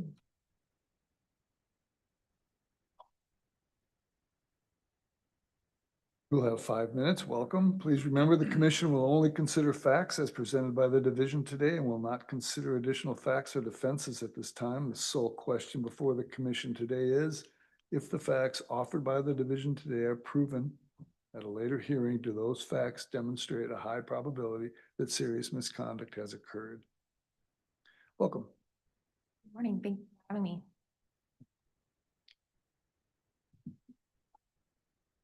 Can everyone hear me? My name is Kylie Coleman, and I am with Ferone Law Group, and I have the privilege of representing Deputy Jared Brittain in this post-appeal. I want to start by thanking you for the opportunity to speak this morning. Deputy Brittain is not here to make excuses. He is here to take responsibility for his mistakes, but responsibility should not mean losing everything he has worked for. In California, a DUI triggers 2 entirely separate proceedings that run at the same time, a DMV administrative action and a criminal court case. Each has its own rules, deadlines, and consequences, and they often overlap in ways that are difficult to track. Even as an attorney myself, I would retain specialized counsel to manage those difficult timelines. The moment someone is arrested for DUI, their physical driver's license is confiscated and replaced with a pink slip that acts as a 30-day temporary license. This is what occurred on June 1st for Deputy Brittain. And unless a DMV hearing is requested within a 10-day window, the suspension automatically begins when those 30 days expire. If a hearing is requested, the suspension date is delayed. That is exactly what happened to Deputy Brittain here. His attorney requested a DMV hearing, which postponed the date of the administrative suspension. However, the criminal court case proceedings was moving forward on a separate track. And when he pled guilty on October 7th of 2022, the court suspension period began. When he left court that day, the only paperwork he received listed his obligations: his probation, AA classes, community service, and a 6-month alcohol program, with no clear notice of the exact suspension dates. The DMV ultimately issued 2 separate suspension notices, one effective October 7th of 2022 and another effective October 28th of 2022, both running concurrently. This overlapping dual track system created legitimate confusion about the actual suspension period. As noted, on December 20th of 2022, Deputy Brittain went to the DMV alone to obtain a physical license, believing his obligations were met.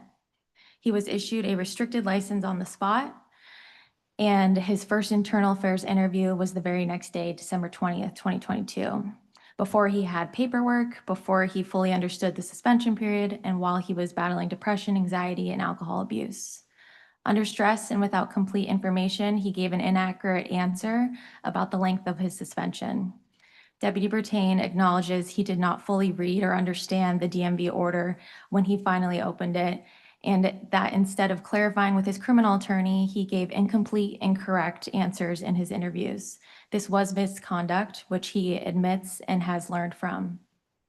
Afterward, his disciplinary attorney told him to answer only what was asked and not to volunteer information, warning him, "You will be fired."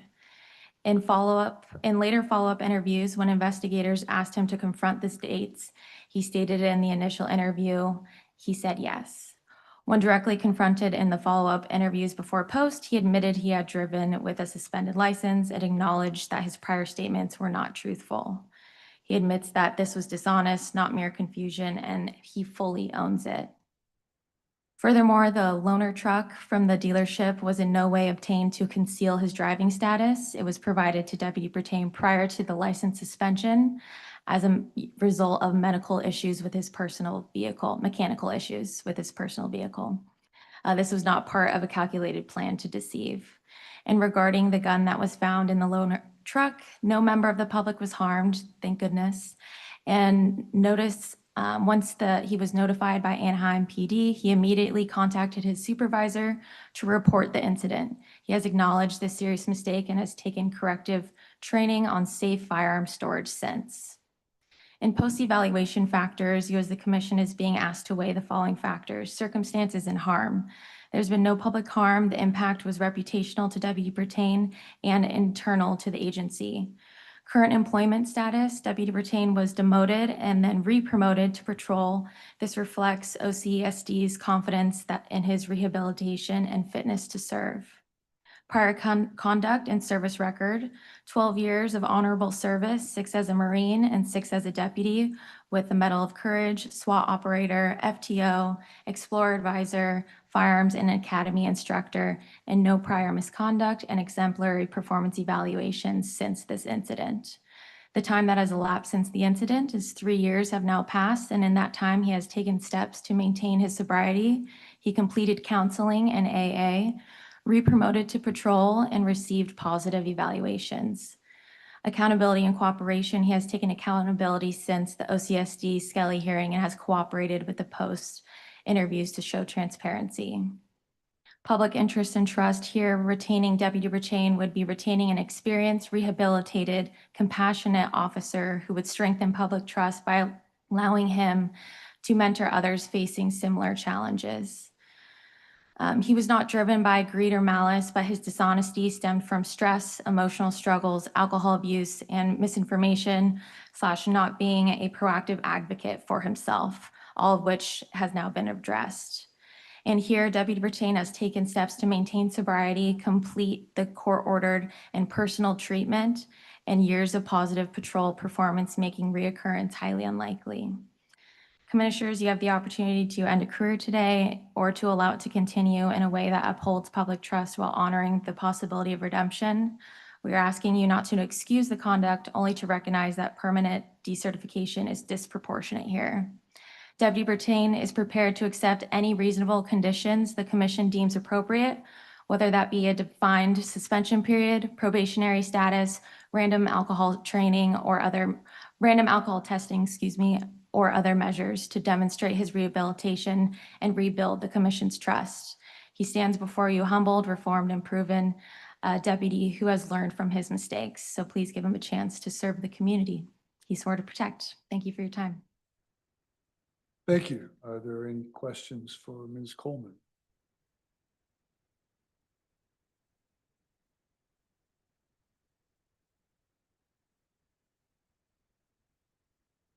Thank you for your presentation. Would anyone else like to address the commission? Officer Brittain?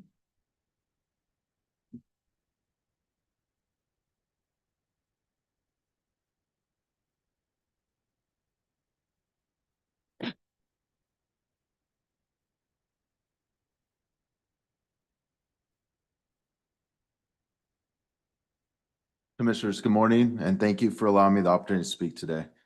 I would like to begin by reaffirming the accountability that I expressed at the advisory board meeting.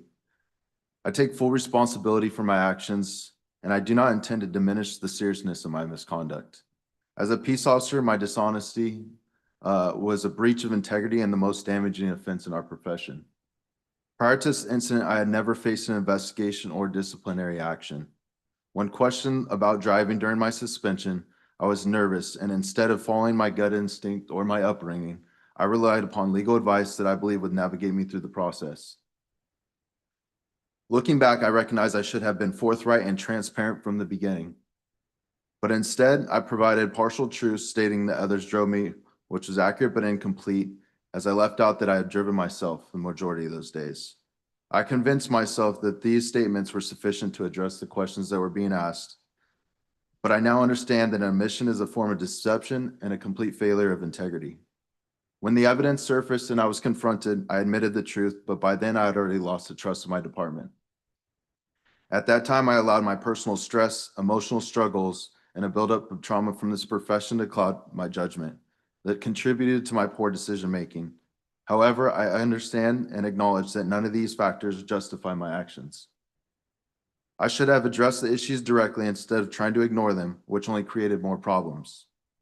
My dishonesty reflected poorly on myself, my department, and the entire profession. If judged solely by that moment, I understand why my certification might be questioned. But over the past 3 years, I've worked hard to rebuild myself. I've stayed consistent in counseling, maintained sobriety, and surrounded myself with accountability partners who will call me out the second that I slip. I've taken the hardest lessons of my actions and used them as a foundation to become stronger, more disciplined, and more reliable. I've shown that my dishonesty is a terrible choice during a low point in my life and not a pattern of behavior. I draw inspiration from leaders who acknowledge their failures and have grown from them. The perspective has shaped my approach to service now. Having lived through the consequences of my actions, I'm now better equipped to recognize when others are struggling, whether that may be a coworker or a member of the public. This allows me to respond with both accountability and compassion, building trust and support in my interactions. My department weighed the gravity of my mistakes and saw the improvement in me. They chose to retain me and impose a demotion for over a year with probation, but they also gave me a second chance to prove myself. And since then, I have been re-promoted, received positive performance evaluations, and I was awarded the Medal of Courage for my actions during an active shooter. That day meant more to me than any recognition because it wasn't about the medal. It was about knowing that together with my partners, we saved lives and reinforced why the public places trust in law enforcement, for us to protect, serve, and be there when they need us the most. This profession has been my calling since I was 14, when I started as a Sheriff's Explorer. I later served 6 years in the Marine Corps, which gave me the discipline and sense of service that prepared me for a career in law enforcement. For the past 8 years as a deputy, I've had the privilege of saving lives, arresting dangerous offenders, and making impacts that I never thought were possible. Recently, I responded to a domestic violence call where a child was trapped inside. Working with my partners, we secured that child safely, but what made that moment matter was knowing that I had earned back the trust of my department and my peers to be able to be in that position again. I know I'm not perfect, but I am a man who learns from his mistakes. My record from before and after this lapse shows that dishonesty is not who I am. I'll never put myself, my department, or this profession in that position again. And in the end, I'm thankful that this happened to me because sobriety has changed my life. I built in structures such as counseling, my faith, positive goals, and accountability partners that ensure it. Today, I respectfully request the opportunity to continue serving as a peace officer and to prove that I can not only meet, but exceed the standards. I do not seek blind trust. Like my attorney said, I am prepared to accept any probationary terms or oversight that the commission deems appropriate. My goal is to demonstrate through my actions that I am worthy of the honor to serve, and I respectfully ask the commission to consider my complete record, my mistakes, my rehabilitation, my growth. And thank you for your guys' time and consideration. Thank you, Mr. Brittain. Any comments or questions for Mr. Brittain? Seeing none. Would anyone else like to address the commission on this matter? Please come forward.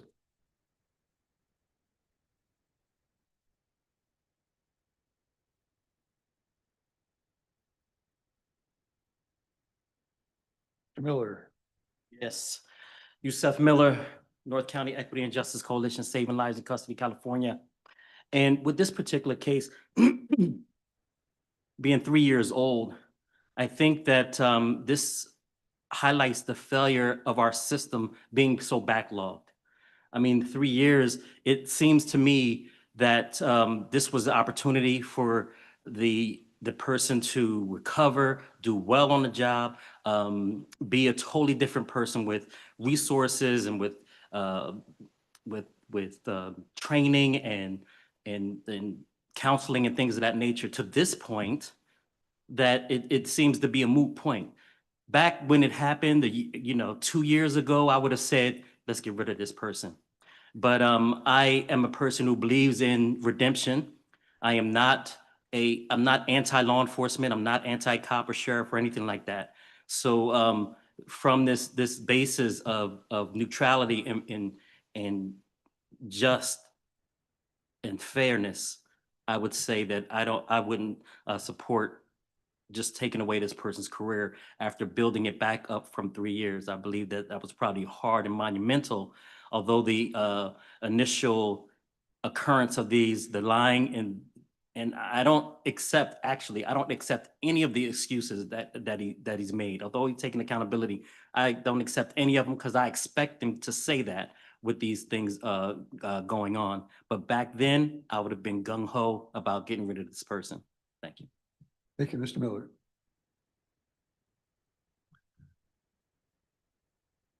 Ms. Williamson, welcome.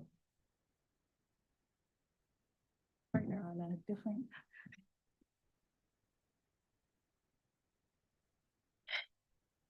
For allowing me to speak. Thank you all for the job that you did.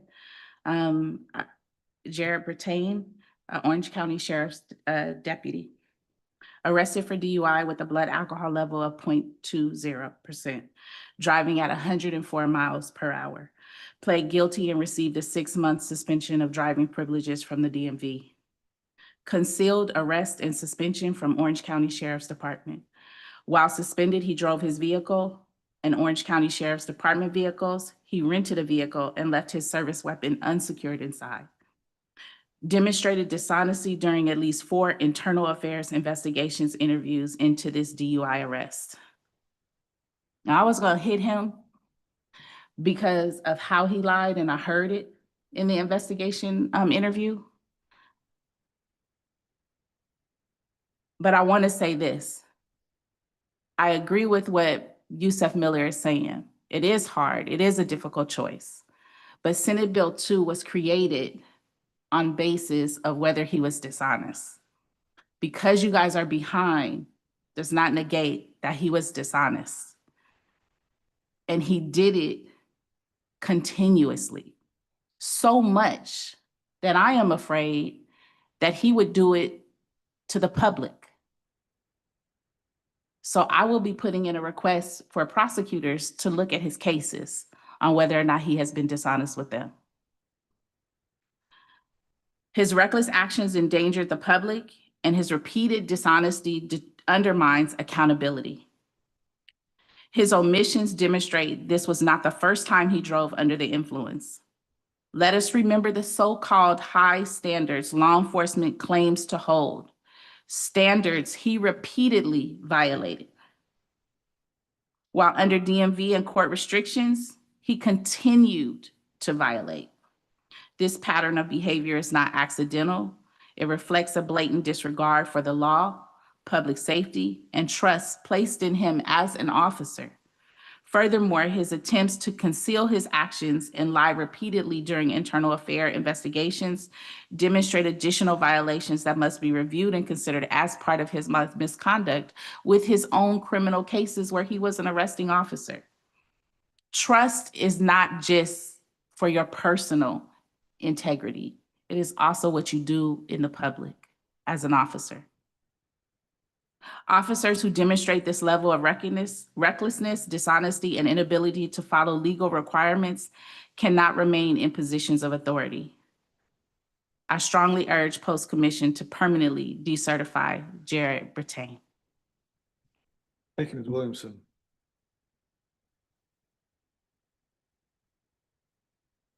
Will of the commission can private session? See some nods? I have a question for the law enforcement Commissioner Dow. consultant. When, can you remind us when it was received from Orange County at Post, the date for both IA packets? I'm sorry, I don't think I follow you. One of the comments from Yusuf on the public stated it was 3 years old. So I'm just following up on the date that Post had received this from the agency. I would actually have to look in Mark 43 to get that specific date. The final IA interview was in 23, October of 23, and dismissal was recommended a couple months later. And we would have been given these reports or notified of this within 10 days of the internal affairs investigations. But the actual documents that I referenced in my statement, I obtained after the first interview with Jared Brittain. That's when I had the BWC footage. That's when I had the DMV documents. That would have been around December of 24. And that's why her second interview with us was in January of 2025. His DUI arrest, it's a The DUI arrest was on June 1st, 2022. And his first IA interview was December 21st. And the second one was on February 15th, 23. It would have been after that he would have been received his demotion and placed into the correctional facility. Did Orange County comply with the requirement early on? So we received this allegation from Orange County on August 24th, 2023. That's when we received it. And then we did further investigation as Mr. Nampito's gone through, yes. Thank you for that. Commissioner, any other questions? Inclination to go to closed session? I see nodding heads. We shall do that and we'll be back in regular session shortly.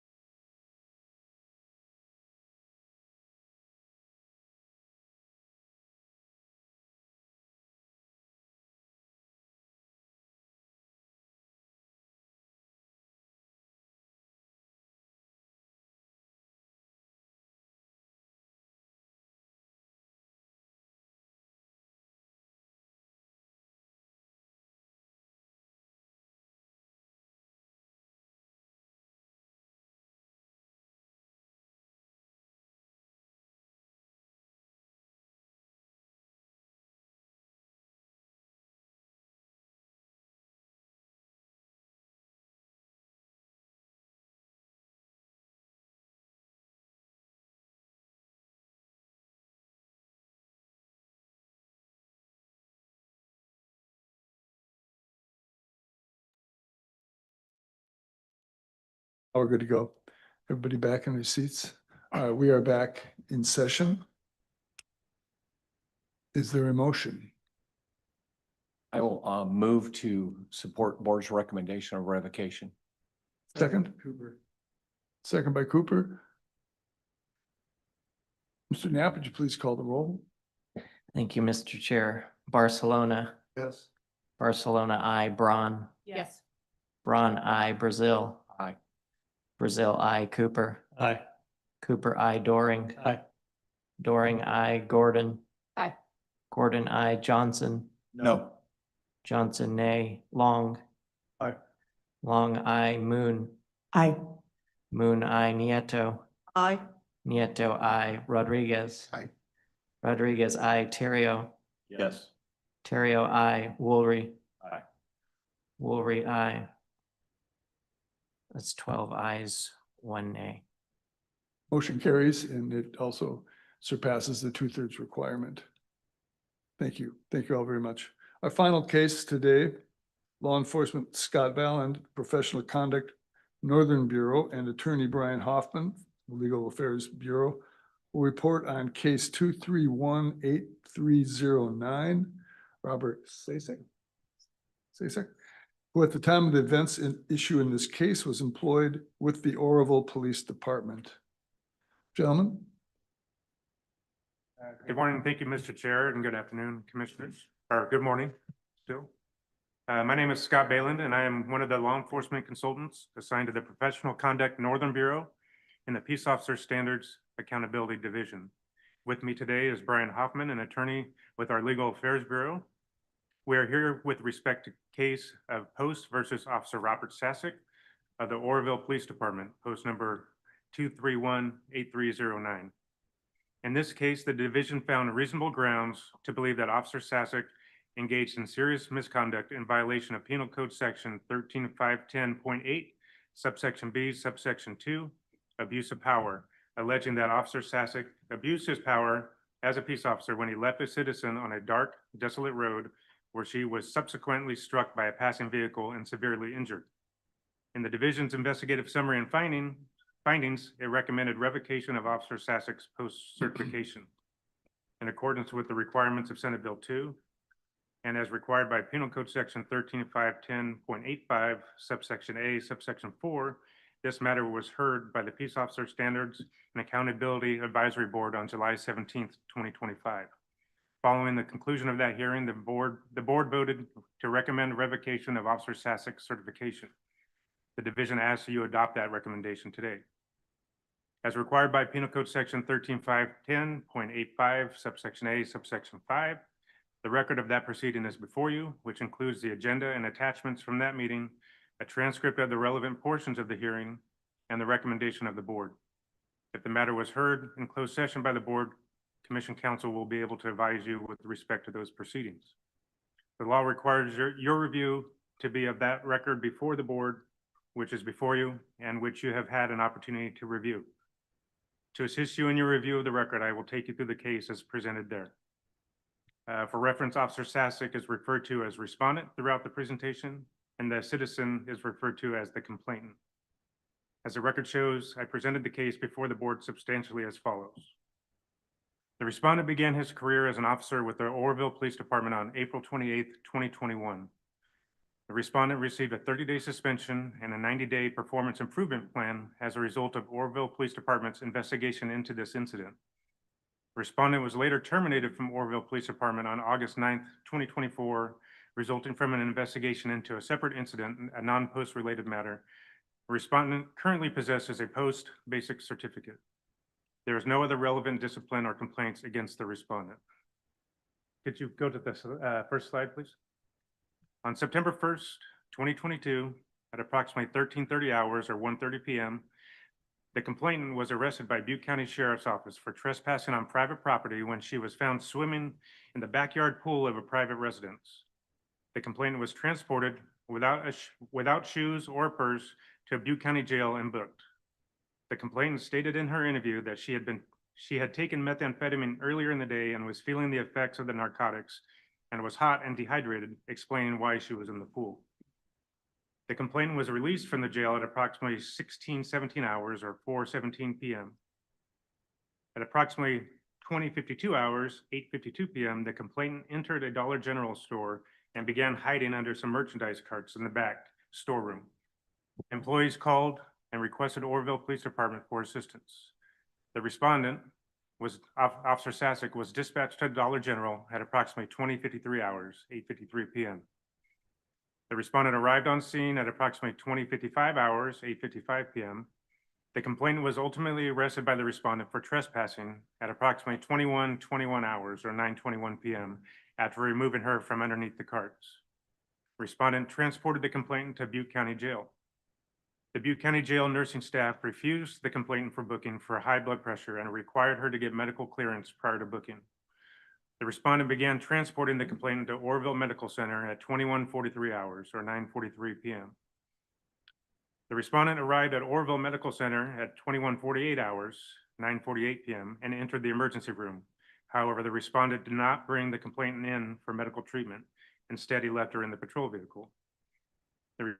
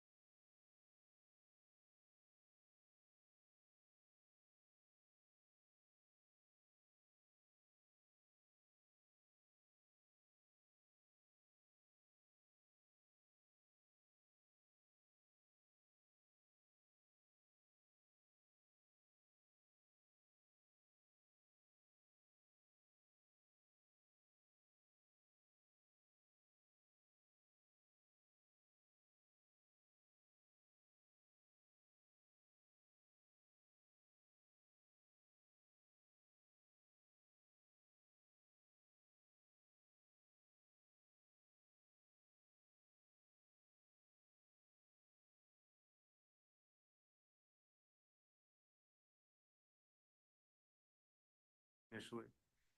When asked, the security guard stated based on his prior experience as a peace officer, he believed that the complainant was under the influence of methamphetamine at this time. The respondent returned to the medical center and arrived at approximately 22:13 hours or 10:13 p.m. Sergeant Khan also arrived on scene around this time. The respondent was able to get the complainant out from underneath the MRI trailer. This was the second time the respondent had to remove the complainant from underneath a structure or item. During this encounter, neither the respondent nor Sergeant Khan had their body-worn cameras activated. The respondent walked the complainant back to his patrol vehicle and placed her in the back seat of the caged patrol vehicle. There are conflicting statements about whether or not the complainant was handcuffed or not at this time. Around this time, Officer Isaac Herrera arrived on scene, parked near the respondent's patrol vehicle, and remained seated in the driver's seat of his patrol vehicle. The respondent and Sergeant Khan stood at the driver's side of Officer Herrera's patrol vehicle. At this time, it was decided that the respondent would transport the complainant to Chico, where she resides. The respondent admitted that he was frustrated that he was going to have to drive the complainant all the way to Chico. Officer Herrera stated he observed the respondent's frustrations, and he stated he made a joke or comment that the respondent should, quote, drop that bitch off on Neal Road, end quote. Officer Herrera stated the respondent definitely heard the comment because he smirked afterwards.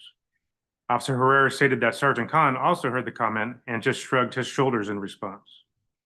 When asked in follow-up interviews, both the respondent and Sergeant Khan stated they never heard the comment or joke, even though according to Officer Herrera, they were standing in close proximity and were less than a foot away from him at the time of the joke or comment was made. At 22:18 hours or 10:18 p.m., the respondent provided Orville Police Department dispatch with his beginning mileage to an unknown location in the Chico area. It was at this time the respondent attempted to restart the RIMS application on his work cell phone in an effort to reboot RIMS because he stated he had been having issues with it throughout the shift. RIMS, Record Information Management System, is an application to receive computer-aided dispatch logs and also has the function to send messages to dispatch and other officers. It runs as an application on a cellular phone and doesn't interfere with the cellular phone's capabilities to make or receive calls or text messages. The respondent never reported having rims issues to anyone that day, including Sergeant Khan. At the time of transport, respondent still had not activated his body-worn camera. The respondent then began transporting the complainant towards Chico. After approximately 15 and a half miles, and as they approached Neal Road, the same location mentioned in Officer Herrera's joke or comment, the respondent stated that the complainant's mood/demeanor changed, and she demanded to be let out of the patrol vehicle. The respondent exited onto Neal Road and traveled in an easterly direction. The respondent stated he pulled over near the entrance to the old worm farm, approximately 0.6 miles. And if you can go to the next slide, please. Kind of hard to see here, but on the right is Highway 99, and that structure on the left is the worm farm, and it's about 0.6 miles to the entrance of that. And then can you go to the next one, please? And here's a better picture at the entrance of the worm farm, and Neal Road, eastbound and westbound, is depicted there. The respondent stated he opened the rear door of the caged patrol vehicle. The complainant exited and began shouting expletives towards him and was kicking rocks. When asked, the respondent stated he didn't think to activate his body-worn camera to capture the complainant's actions. The respondent stated he thought to himself, bye, and got into the patrol vehicle and left the scene. When asked, the respondent stated he did not try to contact Sergeant Khan or Oroville Police Department dispatch, either by radio or cell phone. Respondent stated that there's always radio problems when traveling towards Chico, but he admitted that he did not attempt to utilize his radio to see if he could successfully broadcast information. The respondent also stated he didn't attempt to change radio frequencies to possibly contact an allied agency, even though he stated that was a capability of their radio system. The respondent also stated he did not attempt to use either his personal or work cell phone to contact dispatch or Sergeant Khan because he didn't think about it, even though he had contacted them by cell phone previously. The respondent reactivated rims as he re-entered the area of Oroville, and at that time, 22:47 hours or 10:47 p.m., put out the ending mileage from his transport. The respondent stated in his interview that he didn't document what the actual ending time and mileage was when he dropped the complainant off on Neal Road. Instead, he just provided what the mileage was as he re-entered Oroville. The respondent advised Sergeant Khan that he had dropped the complainant off on Neal Road, but didn't explain the circumstances that led up to him dropping her off there. Sergeant Khan stated in his interviews that at the time, he thought Neal Road was the location of a well-known homeless area called the Estates. And had he known it was a dark, desolate location with no services, he would have made the respondent return to Neal Road and provide service to the complainant. When asked, Sergeant Khan stated the respondent never advised him of any issues with rims that day, and there were no other reported issues with rims reported by other officers. When the respondent was asked why he didn't reach out to Sergeant Khan or dispatch, the respondent stated he just didn't think of it, and in hindsight, he should have. The respondent stated the reason he let the complainant out on Neal Road was because he felt it was a courtesy transport, and he didn't feel he had the authority to keep her in the car. When questioned about his responsibility for getting the complainant to a safe location because she had been experiencing medical issues that required treatment and was under the influence of a narcotic, he stated that she had been making good decisions and felt she could care for herself. However, when asked in his interview by post, the respondent admitted that he left the complainant in a worse position than when he took her into his care or custody, and he stated he didn't offer to contact anyone for her or to let her use one of his cell phones prior to leaving. When the complainant was interviewed, she had a conflicting account of the circumstances as they reached Neal Road. The complainant advised when she was being transported, she thought she was being taken to a hospital or somewhere else to receive services. The complainant advised she was still experiencing dehydration and was still feeling the effects of the methamphetamine, so she was laying down in the rear seat of the caged patrol vehicle. The complainant stated as she felt the patrol vehicle exiting the freeway on Neal Road, she realized they were heading towards Paradise and not Chico, so she asked the respondent where they were going or where he was taking her, and he replied, quote, "Just shut the fuck up," end quote. The complainant stated the respondent pulled over, exited the patrol vehicle, opened the rear door, grabbed her arm, and had her exit the patrol vehicle. According to her federal lawsuit, the complainant alleges that she was dropped off at the Neal Road Waste Facility, which is approximately 1.1 miles from SR 99 and a half mile further east from the worm farm. If you could show the next slide, please. So again, kind of hard to see here, but the worm farm is up on the upper right, and then the entrance to the waste facility is down on the lower left. The complainant stated she asked him, "You're just going to leave me out here?" And the respondent replied, quote, "You're not my fucking problem anymore. Deal with it," end quote, and left the scene. The complainant was left on Neal Road during hours of darkness with no shoes, purse, cell phone, and no available services. Neal Road is a two-lane road that is situated in an east-west direction. There are no overhead streetlights, and the only businesses in the general area are Franklin Construction and the Neal Road Waste Facility, neither of which were open at this time of night. If you could show the next one. The complainant stated she was scared, still feeling the effects of the methamphetamine, experiencing anxiety, and was feeling nauseous because she had just got left out in the middle of nowhere in the dark, so she started walking back towards the way they came. The complainant stated she walked for about 5 minutes and then heard an oncoming vehicle. The complainant stated she turned around and saw the headlights and then felt the impact of being hit by the unknown vehicle. The vehicle didn't stop to render aid. The complainant stated she flew into the embankment, hit her head on some rocks, and was in and out of consciousness until the next morning, September 2nd, when she climbed out of the embankment and entered the grounds of Franklin Construction, where an employee called 911 at approximately 0934 hours or 9:34 a.m. If you could show the next one. Okay. These are just, again, some depictions of where she was found at Franklin Construction in relation to the worm farm and the waste facility. The employee reported, the Franklin Construction employee reported the complainant was on their property and appeared to be on something, quote. The complainant was ultimately transported to Enloe Medical Center where she was admitted for her injuries. The California Highway Patrol was never contacted to complete a traffic collision report for the hit and run. The respondent completed his Dollar General arrest report the next day on September 2nd, 2022, and did not mention anything about his interaction with the complainant at the Oroville Medical Center or the subsequent transport to Neal Road, because the respondent felt they were two separate incidents. However, no other type of incident report or documentation was prepared by the respondent for the incident at the hospital, nor the transportation of the complainant. In his Dollar General arrest report, the respondent stated he felt the complainant was under the influence of a central nervous system stimulant, and this report was approved by Sergeant Kahn. As a result of being left on Neal Road and getting struck by the unknown vehicle, the complainant suffered major injuries consisting of multiple contusions, lacerations, and a ruptured small intestine, which caused internal bleeding. The complainant had to have over 1 foot of her intestines removed. She had 30 to 40% of her colon removed, and she had to use a colostomy bag, and she spent 7 days in intensive care, and in total, almost a month in Enloe Hospital.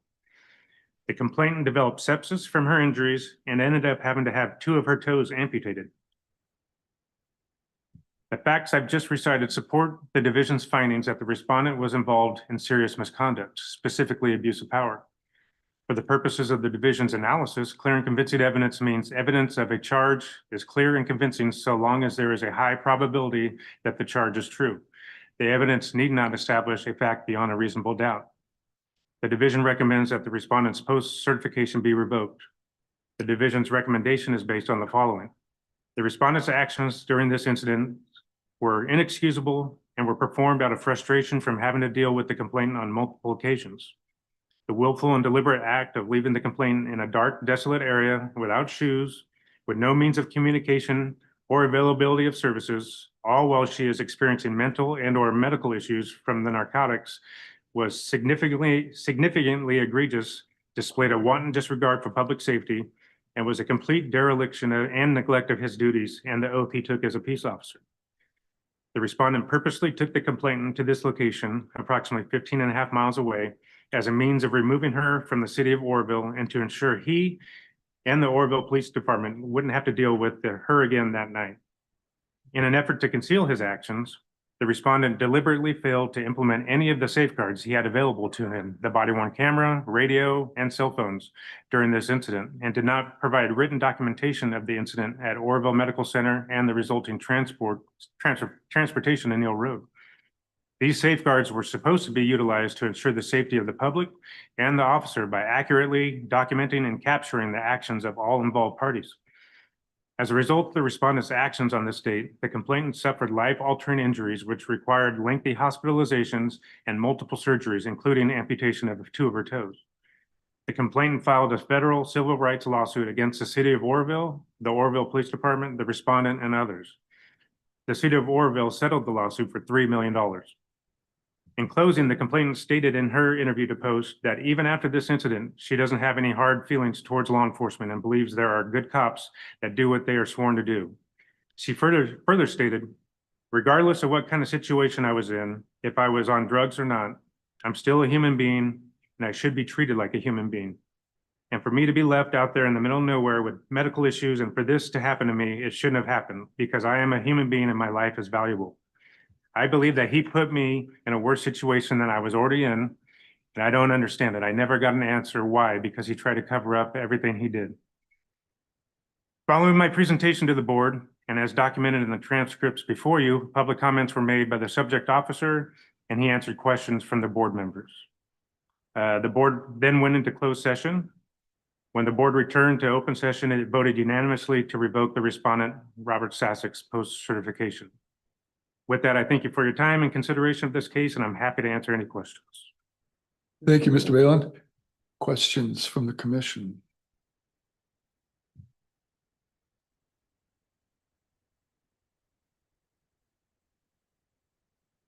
Seeing none, does the subject officer and or counsel wish to speak?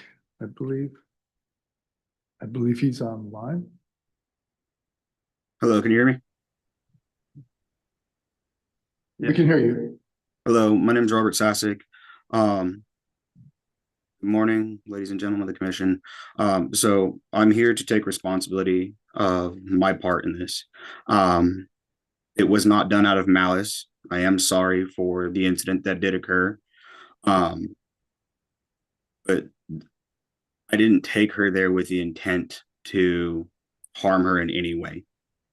This was simply a judgment call, my ignorance and my misunderstanding of the 14th Amendment at the time, because I still am kind of confused when it comes to when is it okay to violate one person's constitutional right versus another. If she's asking to be let out of the vehicle, which is what she did, how do I have the right to detain her if this is a consensual encounter at that point in time? Now, there are things that I should have done, like stop when I got some distance away after she started throwing rocks at me and contact my supervisor. But that's just, that's my own mistake for being I was a young officer.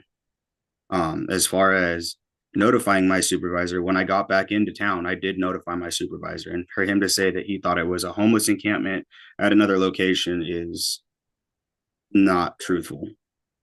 He grew up in this town just like I did. He knew exactly where, near Wood Roads. So that's not only a failure on my part, that's a failure on his part. And if she was also so under the influence, I don't understand his ability to allow me to transfer her or transport her to another city alone. So I also did not have any further training except for the academy in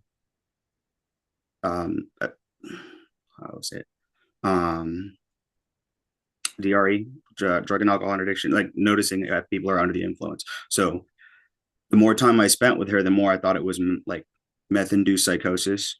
Like she would come in and she would come out. So that's, again, that's my fault, but that's failure on other people's parts at all. That's why I don't think I should be the only one being punished for this. Other than that, I don't really have much else to say other than I'm sorry that this incident occurred and I've learned from it. And if I'm allowed to retain my certification, it'll never happen to me or any other officers that I'm around. Thank you, Mr. Sassic. Any questions for Mr. Sassic? Seeing none, thank you. Commissioner Terrio. Oh, sorry, Commissioner Terrio. Commissioner Terrio, sir, I have a question. Yes, sir. You just talked about other people. Specifically, what would you do differently yourself in this situation? If I were to have this situation happen again? Yes. well, hopefully I would have more training because I'd put in for it, but was denied. But I would take more time. The city of Warville is kind of hard to work in because it's completely understaffed. They run 2 officers and a supervisor. So instead of worrying about being able to back my fellow officers, I would have taken the time, I would have got a medical clearance. And had I somehow ended up on Neal Road again, I would have pulled off, waited, contacted my supervisor, and found out what to do. I understand that we're all short-staffed throughout the state, mostly, but specifically from on like just a human level, what would you have done differently? Do you have regret in what occurred? I have a regret because of what she claims happened to her. But as far as like the incident itself, like I don't know how else to handle it other than, like I said, I would contact my supervisor. But at the same point in time, I would have stopped. I would have let her out if she's asking to be let out. It's not a, it's a consensual encounter, and this is something that's preached in the academy. Is if it's a consensual encounter and somebody wants to walk away, they have the right to walk away. The only difference was she was in my car, so I found what I believe to be a safe place to let her out, and I let her out and I let her have her freedom. I understand that. I've been around the whole thing about dropping. I mean, I'm familiar with Butte County. The dropping her off on Neal Road. I mean, is that? I mean, what if anything can you say towards all that? It seems to kind of be like a deliberate indifference to, you know, her condition. It was the location that where we're at. It had nothing to do with it being a place. I didn't want to leave her on Highway 99 because I felt that that was unsafe, and it was right in front of me. So I turned right. And like I said, I grew up here. I knew there was a big old dirt tractor trailer parking lot. It has a white light on it. So I stopped there and I let her out. Thank you. Thank you, Commissioner. Any other questions? Additional questions? Thank you, Mr. Sassic. Thank you. Does anyone else wish to address the commission at this time? Ms. Williams?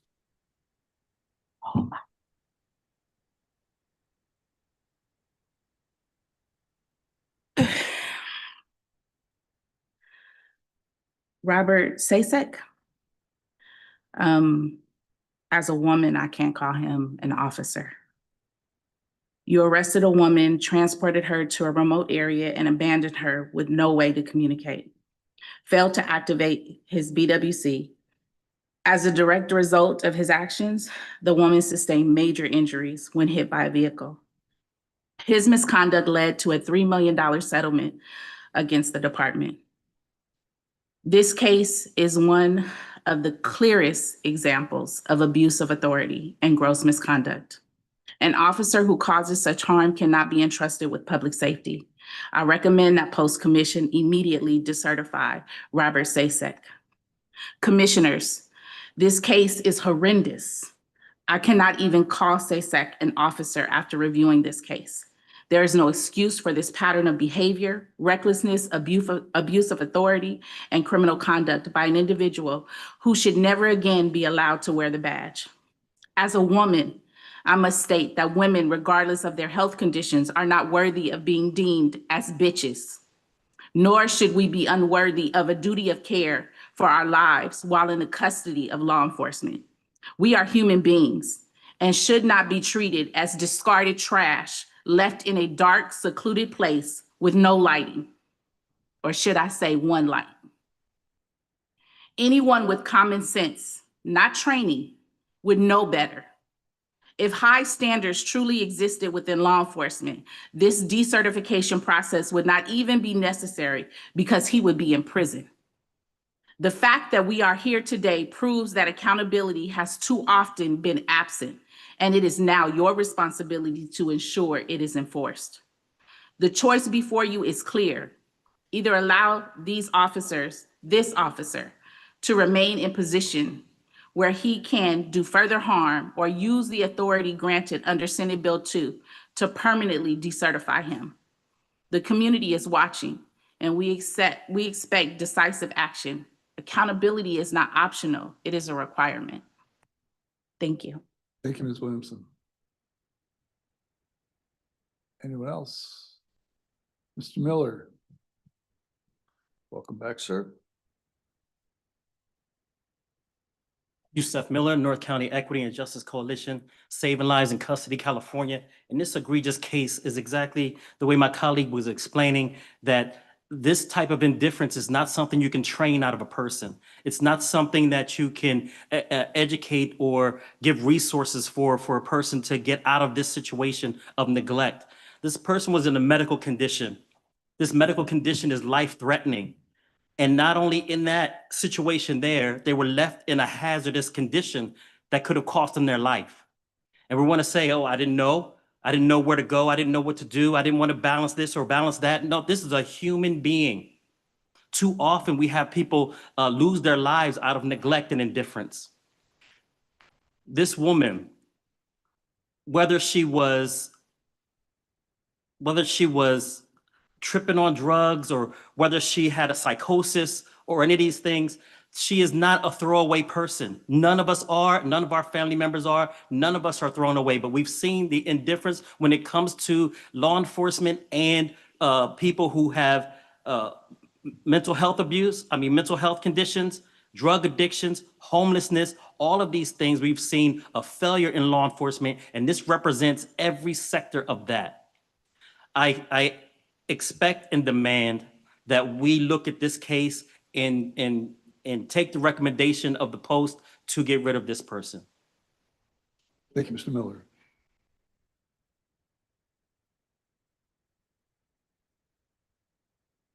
Further questions or comments from the commission? What is the will of the commission? To adjourn into closed session or a motion, which is always in order? Looking for. I move to just go to a vote, make a motion to go to a vote on revocation. Second. Motion to revoke by Nieto, second by Gordon. Mr. Knapp, please call the roll. Yes, thank you, Mr. Chair. Barcelona. Yes. Barcelona, I. Braun. Yes. Braun, I. Brazil. Yes.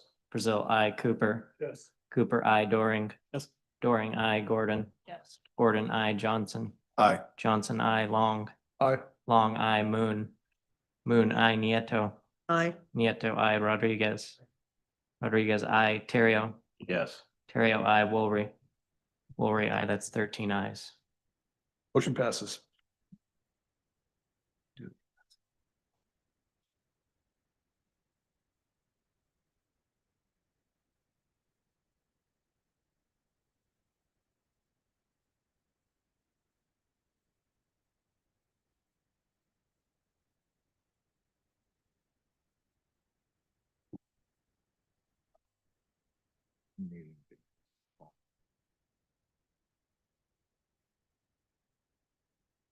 It's in that.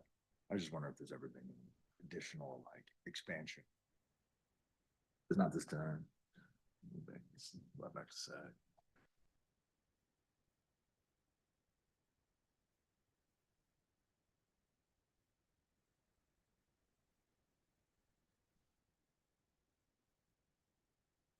We went through each of them painstakingly.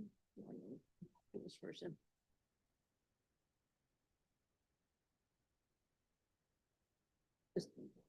Yeah.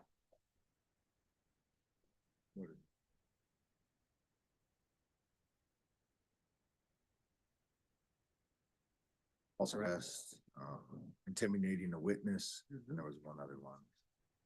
All right, let's. But not limited to, including but not limited, it says. No, we don't, or any.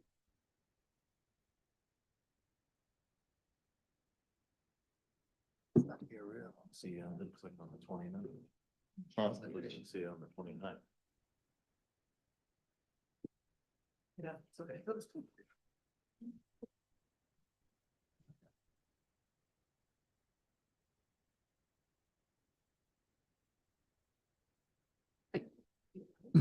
Just if I may, commissioners, just a bit of clarity here on our previous motion on the Walden case to send back to the board. The concern was that maybe a better path would be to send it back to the division. Right. for the investigation. I've got a second from Brazil, and then they would then go to the board. I think that was the original intent of this commission, but that perhaps in the articulation on the record of the direction that there's some confusion or not clarity on the articulation. But the direction was that the investigation should be done by the investigation on the points identified by Commissioner Braun. That's the will of the commission, as I understand it. Yes. What I intended, and correct me if I got this wrong, is that this case gets returned to the division for further investigation. Once that is completed, if it should then go to POSAD or the advisory board, because things may have changed and it may change their decision. And then it would go from there. Exactly. That should make the intent of the commission clear. Just a technical step to make sure that we're not cutting the division out before it goes back to the board. Ms. Del-Manel? Thank you, Chair Long. Just one comment. Procedurally, the due process happens at the administrative law judge hearing. This is kind of prior due process. Understanding what your will is for this case, that's perfectly acceptable. Obviously, it's the commission's discretion. You can refer a matter back to the division for additional investigation that would then come immediately back to the commission for review. It doesn't have to go back to the board again. So, for example, the information that would be coming back to the commission in this matter would then, depending on what your decision is, move forward for an administrative law judge hearing. It may very well be that it does not affect the division's findings. In that case, you're referring the same case back to the board. It just delays proceedings. I think you can also discern if it does change the division's findings and you would like that to go back to the board because the division is now recommending a different end result, that the board hear it again. If the information that's being added or amended into the record, into the investigative summary and findings, does not change the division's findings, that it come directly back to the commission for review. It's just so that this would not be back to the board then until February, and then back to the commission, maybe in March or June of next year. So you're talking about some extended time frame that we're waiting to get this matter resolved. So it's up to the commission how they want to handle that. I believe maybe Mr. Beatty would like to speak to this, but on the advice of counsel, I think we're comfortable with the direction that we have provided here to go back to the division and then to the board. Mr. Beatty, have anything to add to that? I mean, nothing beyond what we've already discussed. If there are specific questions, I'm happy to address them individually or collectively or however. But I think we discussed the issues. Okay, is that clear then? The direction is clear and what everyone agreed on? So Jeff, what is the drive? I'm sorry. Yeah, so my impression was it would go back to the division. If necessary, it goes back to the board. If it's necessary, if not, then it can come back to us. Correct. That's what I understood we were talking about. Not that it go back to the board, that it has to go back to the board. I'm not going to pick a fight with your impression because your impression is your impression. Yeah. But mine was that the investigation would be done by the division and the matter in full sum, once that set of expectations or items was developed, would be represented to the board. That was my understanding of what this commission decided. And then work its way up to the commission. That is what I believe we just discussed and expressed publicly. I'm not That's what I imposing. remember as well. It's gonna go back to the division, it's gonna go back, and then it will come back up, hit POSAD, and then up to us. Commissioner Woolery. So so I thought that too, but I thought it had to go to the board. So if it doesn't have to go to the board, then I'm okay with it coming back to the commission. And if it doesn't have to go to, I thought it had to go back to the board. by nature of that being sort of a question, my opinion is that it would be the safest way to proceed.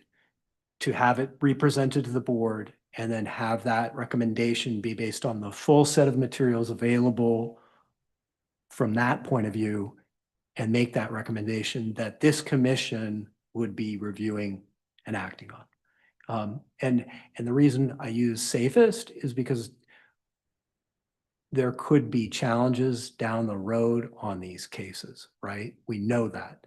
And some of the claims may not be valid, but they still could be raised. And so I think the safest approach in questions of first impression are always the right ones. Clear? By reference on advice of counsel, this seems to be the safest way to go. Happy to kind of more fully explain what I think I already said. Comment? I'm good. We're good. Okay, and we're settled on that. Thank you. Thank you, Mr. Beatty. As that was the last item on our agenda, do commissioners have any further comments before we adjourn? Commissioner Terry, I just want to let everyone know, a couple days ago was Commissioner Rodriguez's 60th birthday. Make sure you give him a congratulations on that. Yeah, that's all I got. 35? Thank you. Happy birthday. Thanks. Is there a motion to adjourn? So moved. Second. No objection to unanimous roll call. We are adjourned. Thank you, everyone, very much.